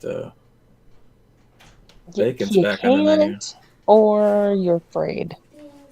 You can't. For the last 3 years, I want to say, we've had abnormally low frog numbers. Oh, So that's terrible. I'm you're so not sorry. getting, yeah, you're not getting gig licenses for the last 3 years. Yeah, well, But the chemicals turn the frogs gay. They don't reproduce. mhm. When they're all both male and female, no one's getting any. That's true. What's happening is when they're swapping, like they're not fertile in either sense. So it's like it's very rarely, and the worst part is it's happening in winter and the tadpoles are freezing.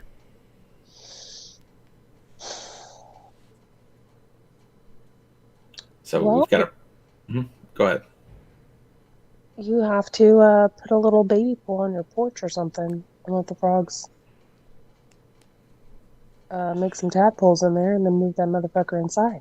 Yeah, UT is starting a breeding program. Everybody's got to do it. Y'all got to do it. Everybody should. I mean, they eat bugs, so you need to.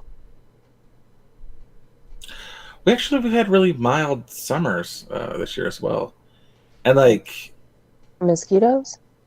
no. I mean, we don't really have a mosquito issue per se in Tennessee, or at this elevation anyway. We have like a variety of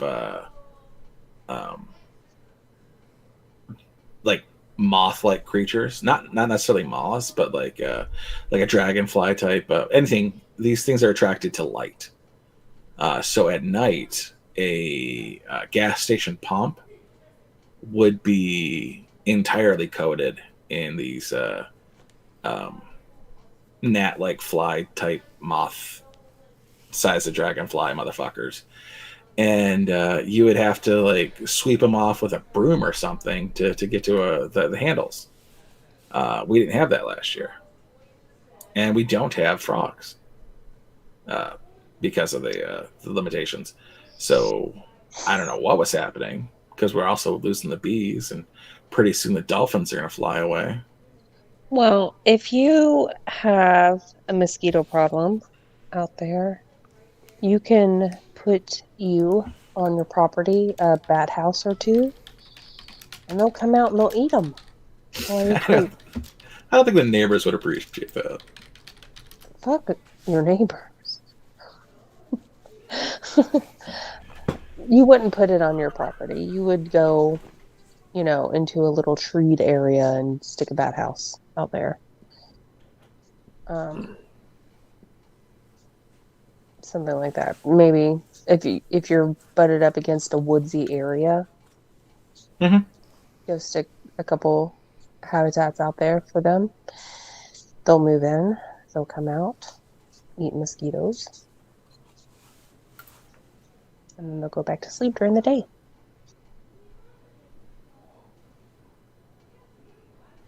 They eat something like 3 times their weight in mosquitoes a night. That's why I'm saying, like, a bat house is a really good investment if you have a problem with mosquitoes. Yeah, but bats are gluttonous as all hell. Just don't eat the bats. Please? No bat soups.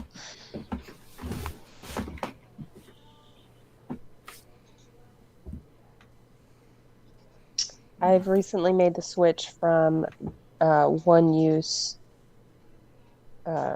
food storage baggies to silicone ones that you wash and reuse.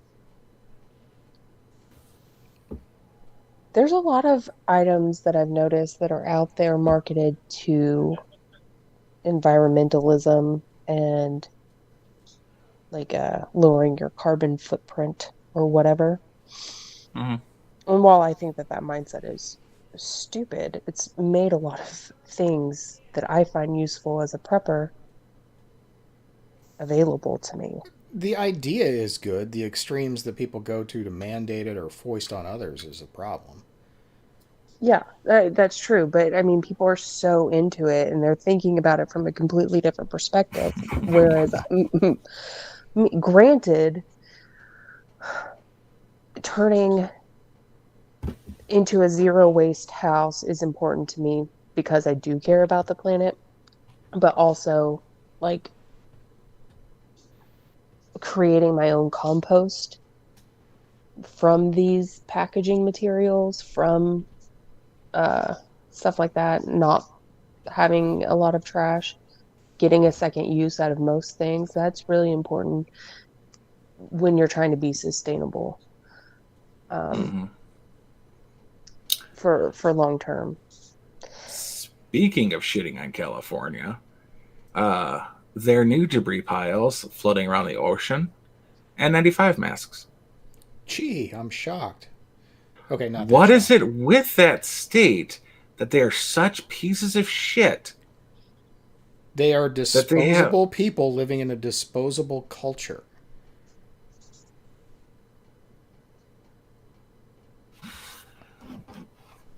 What's hard to figure out about that? That's not how it was billed to me. That's not. Yeah.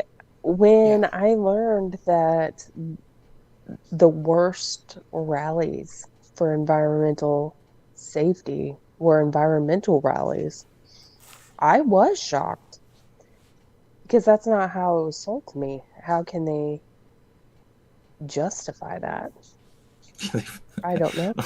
When they find dead bodies amongst the debris. The cause and the signaling is more important than the action.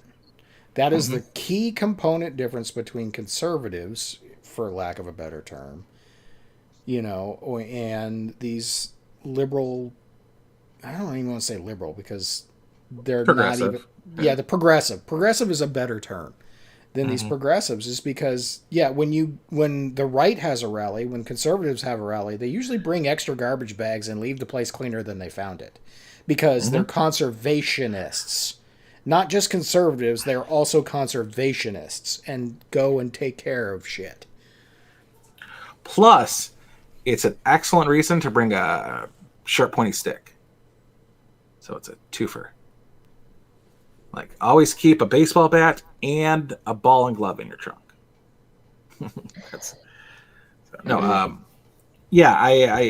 I completely agree with that. The Dakota Access Pipeline, considered a hazmat situation, and they found a dead body in the debris. There was so much garbage and shit that they managed to find a dead person in the detritus. They had something in the range of 100 or more abandoned pets. At the Dakota Access Pipeline rally? Yeah. Isn't that the one that had the city that was frozen garbage where they were protesting for 6 months until it thawed out, and then it was this huge problem to clean up? There was pets abandoned there? I didn't hear anything about that. And I heard about the dead body.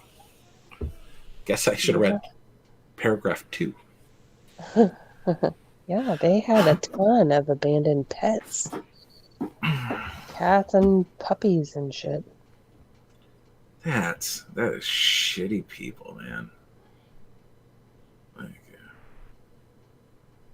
See, I think what's happening is they're laying their own shittiness onto the other side, which is not as shitty as they are. Right. They don't believe in the goodness of people, therefore they want to control the goodness of people.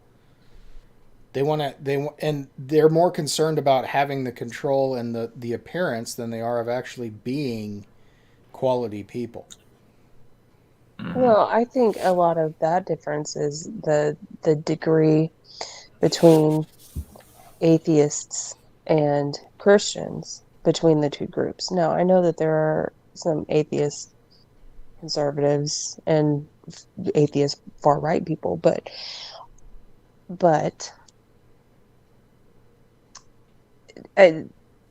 Christians don't think that there is an innate morality in them.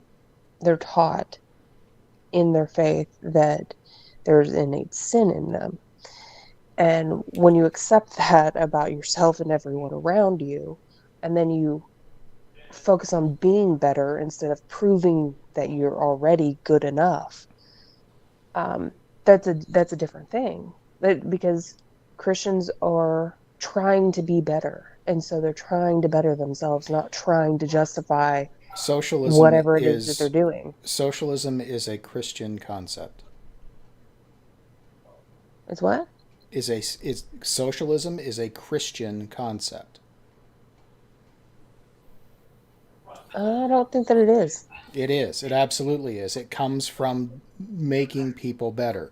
They, not even by personal choice, it's about making the world better. It's about making the people around them better. Not by force if necessary. If you want a really rude awakening, you can go look at the Anabaptist Revolution in Germany in like the 1300s. And if that's not fucking communism, if that's not socialism incarnate, people aren't paying attention. None of this is new. None of this is different, but it takes a Christian mentality to come up with socialism. I think that it takes a Jewish mentality to come up with socialism.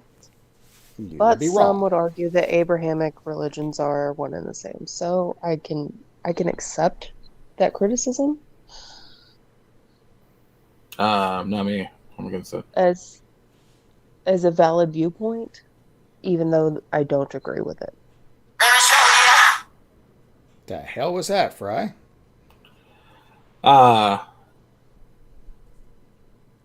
He farted. Yeah, that was a toot. Sounded like Alex Jones screaming 1776 will commence again. No, I shifted my phone and apparently it wasn't. I have a bad habit of leaving my phone upside down because I listen to audiobooks like constantly, or the YouTube. I listen to a podcast and I have it face down because the speaker needs to be up so it can play better. And I just moved it over and I hit something on it to. I realized that it wasn't level because it was a pencil with an eraser, and it opened something, and I just shut it. I don't even know what it opened. Alrighty then. You know what I know it didn't open? Freaking TikTok, because I don't have one on my phone. Is that a dig? I wouldn't. You know what? I'm not necessarily opposed to TikTok for what it produces, but I am against the app itself. Exactly. That's what I'm against. Is it because of the thing that it does that all the other apps do? No. Partially, but it's more about who it gives that information to. They have that information already. My Instagram does not have access to my phone or my microphone. My Facebook Messenger doesn't have access to my pictures. It doesn't. Well, okay, first of all, hang on. TikTok actually has not asked me for that permission because I haven't attempted to post any videos. I just watch them.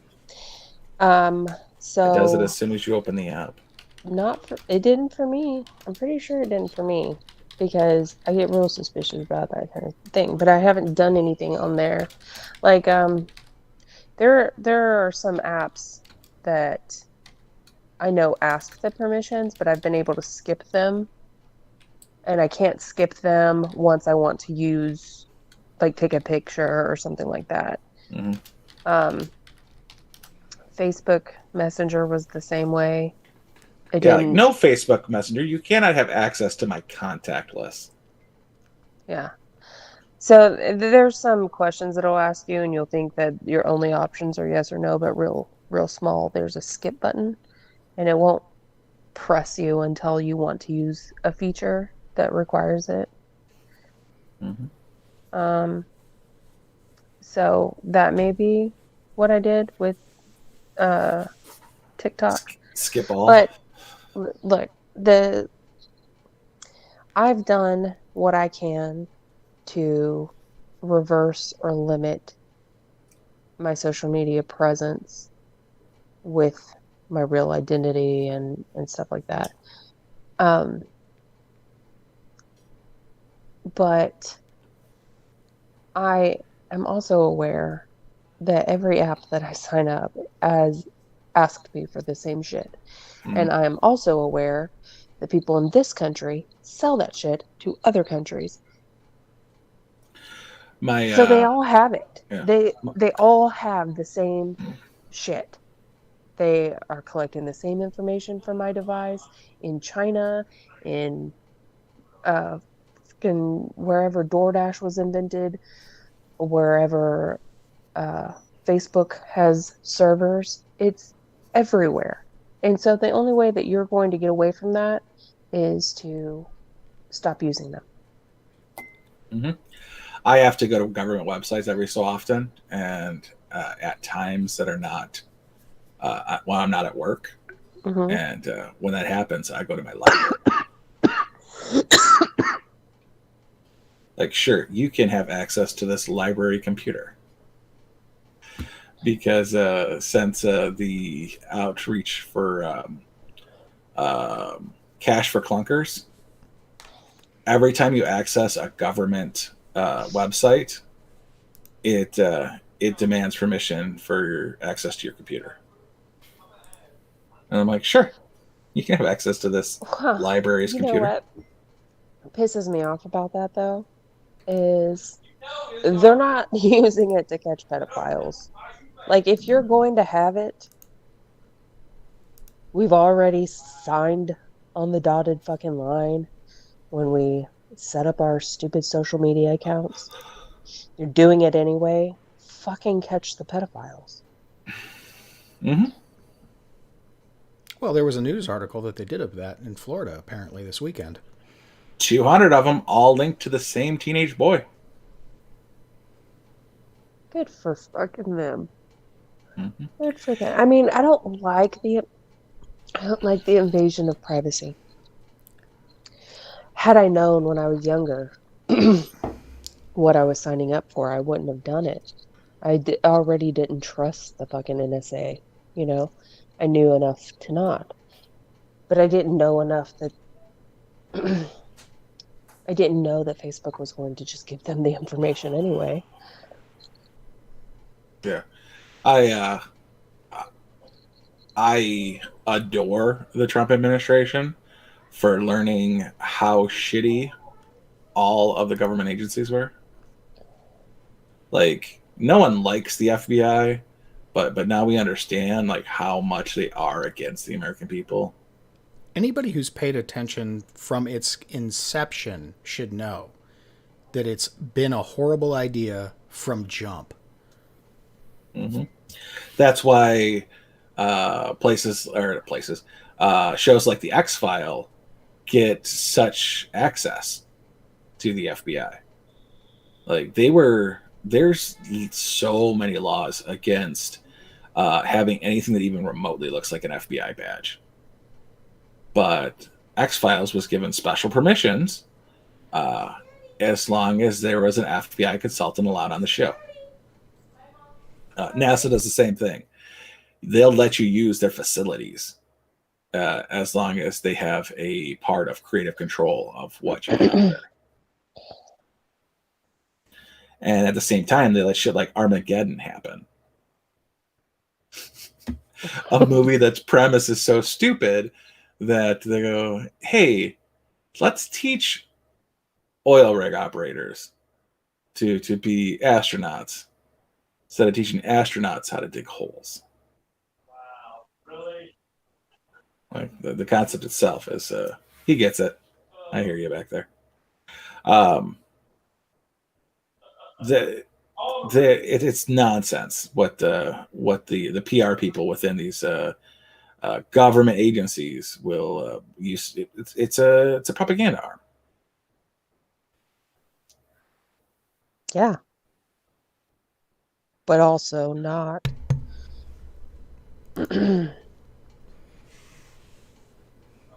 just kind of an indoctrination on, really. Because people believe what they see on TV shows and stuff because it's so realistic. Mm-hmm. Yeah, X-Files was realistic. Yeah, Deep Throat, Smoking Man, totally. Alien baby human hybrids, definitely. Yes, alien baby human hybrids are real if you believe that aliens are demons and are actually interdimensional and not supernatural, not extraterrestrial. Because that's what the Nephilim are. But again, it's up to you whether you believe any of that stuff. I can't make you believe it, but that was the whole premise of the whole arc thing, was that fallen angels, aka demons, did one of the things they were never supposed to do, which was mate with humans and other God's creation. And it created Nephilim and shit like cyclopses and dragons and stuff like that. And so God had to destroy the earth to destroy all them. Do you mind not getting my channel banned, Alexa Jones? That is not fake news. I am a firm believer in 97% of what Alex Jones says. I'm a firm believer of what that Alex Jones owls are interdimensional communication devices. Stuck on the who and the who, what, where, why, and when. I'm not answering your question. Get away from me. There's a lot. Did you ever see that movie with Mel Gibson? Conspiracy Theory? Oh, wait. Yeah, I saw it. With Julia Roberts? Yeah. So when this movie came out, of course, I loved the movie. It was like intense and suspenseful and stuff. But also at the same time, around about the same time, I guess they also had the Men in Black movie where they said that the tabloids were where all the real Hot stuff sheets. was happening. Right? Yeah. Oh so my God. I love the Weekly like, World News. I love the Weekly World News. At the time, I would read the tabloid shit because it was like, this isn't real. And it would say stuff about like Bigfoot and all the cryptids and sightings and other stuff that you just didn't believe because it was too weird. And since that time, so much of that stuff has come out to be true that, yes, I believe all of that shit.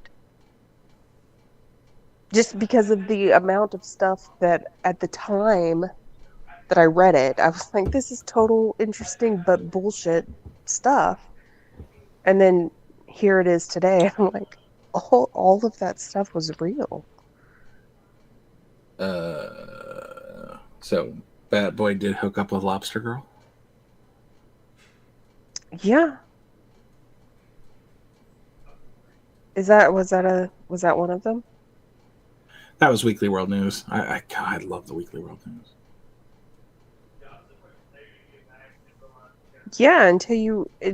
Yeah, it sounds crazy until you realize that there's like some medical condition in India because of the state of the Ganges or whatever that causes people to have lobster hands. Mm-hmm. There was an article in the Weekly World News like 20 years ago, and it was a guy in New York City. He was a bicycle messenger, and he was also an S&M freak. And he was doing his daily business, and he got hit by a car. And the ambulances were called, and he died on the way to the hospital and was revived. And when he was revived, he told the story of the time he spent in hell, which was awful because him being an S&M freak, he was sat down on a couch watching daytime TV and was brought food by demons in fur coats because the room he was held up in was climate controlled to not be too hot or too cold. Because he's a freak who gets off on pain, they treated him very mundanely, and his whole point of the entire story was that hell is situationally directed at each individual person. So his hell was very mediocre at best. So heads up for you sinners out there that they will punish you in a way which is very very much directed at your own self. It was a funny read. Just for like the complaints he had, like there was no whips, couldn't hear anybody screaming. It's daytime TV, very bland iced tea.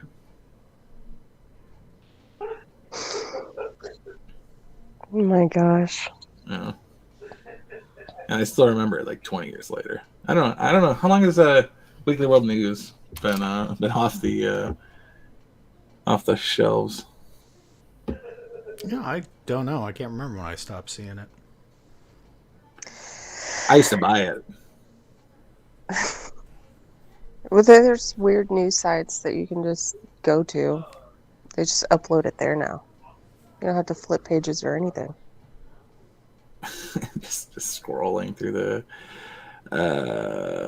final issue, August 27th, 2007. The most common middle name is Wayne. I bet it's Marie for women. It's online. I think it's Anne for women. But this weird news site that I went to,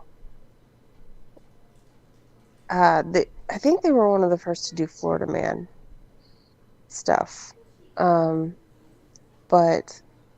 there's an entire section dedicated to criminals with the middle name Wayne. John Wayne Gacy. Flatulence saves man from kidnappers. Georgia hires the wrong poll workers. It's a chick stripping. One-armed golfer beats Kim Jong-un on his home course. Bigfoot is a deadbeat dad. News from abroad. Literally, abroad. Mm-hmm. Capitalist pig, clairvoyant swine predicts stocks.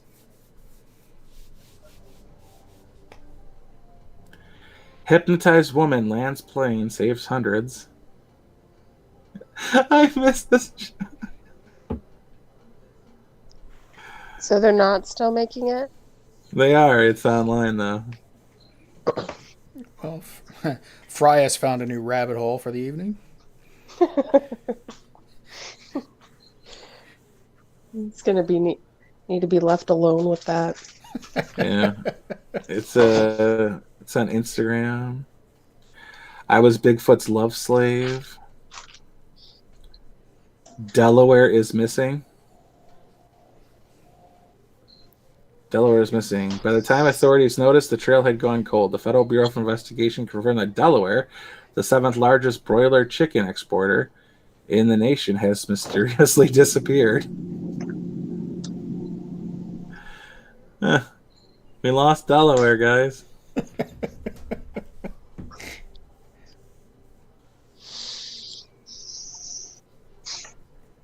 Did that say 7th largest chicken exporter? I said largest 7th largest broiler chicken exporter. So that's the medium-sized chickens, not the fryer chickens.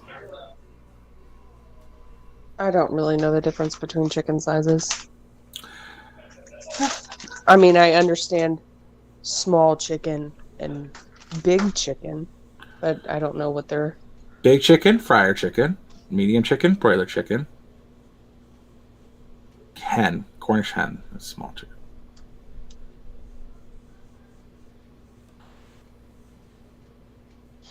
I'm hungry.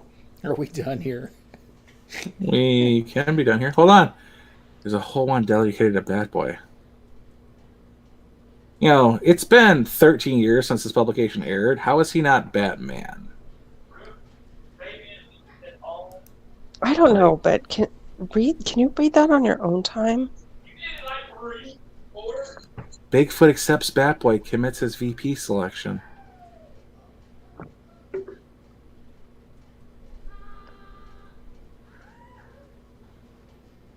Yeah, I can hold on. And bookmarked. Okay.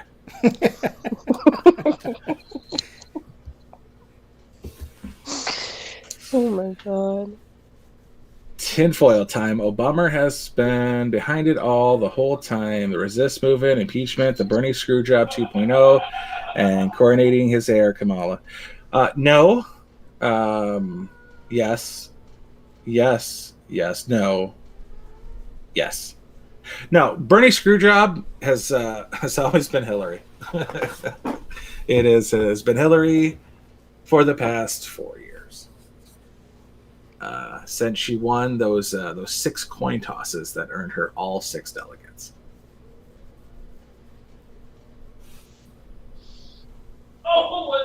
Well, I don't know what that means. 6. You didn't hear about the Iowa delegates where they tied for votes and there was a coin toss and she won the first coin toss. She won the second coin toss and the subsequent 4 coin toss. She won all 6.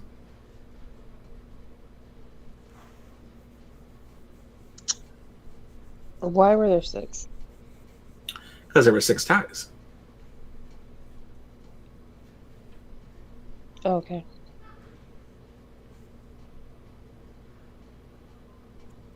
And if you've ever watched one of those coin flips, that's an interesting little dive in itself. Mm-hmm. I learned how to predict a coin toss if I'm the one flipping the coin. Yep. What?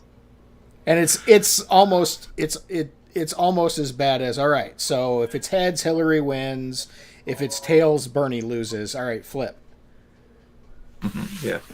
No, if you it's not really a magic trick, but when you flip the coin and you catch it in your hand, you catch it in the palm of your hand, and as you're flipping it over, you run your fingers, your ring finger and your middle finger over the coin in your palm. And you can feel the back of a coin is much more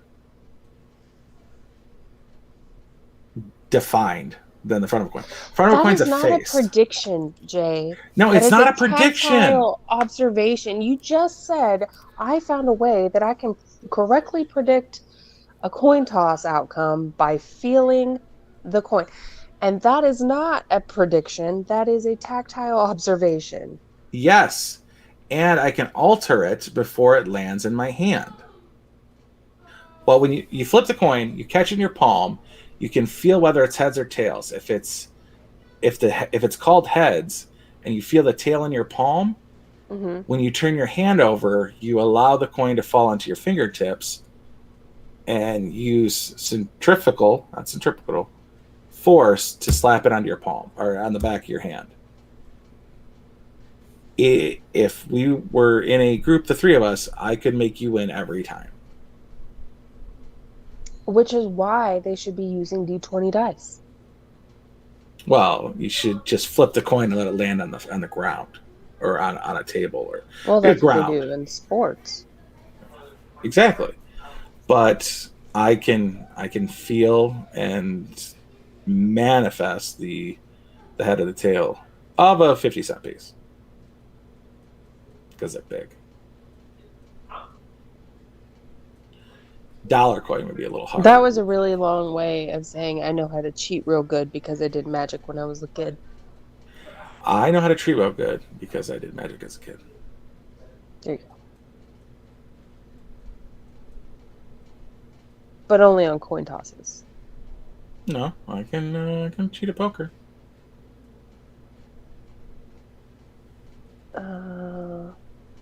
Because of the card behind your ear thing?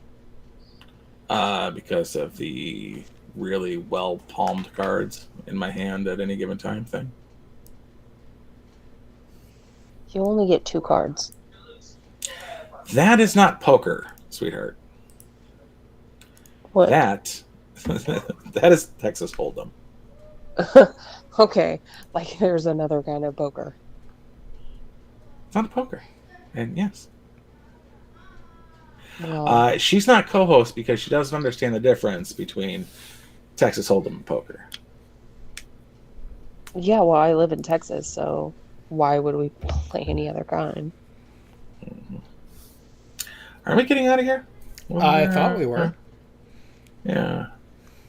For Disco's and more about the cherubim and seraphim and intergalactic rape monkeys.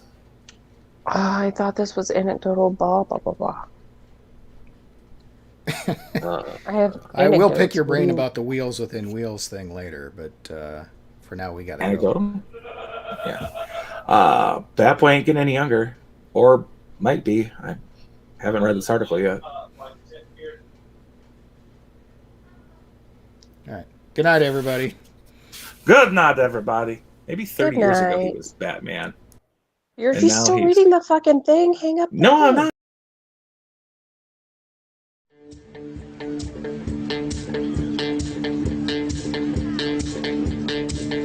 Well, I believe in good vibrations is what creates a beautiful nation. All you need is the will to do right, do right, do right.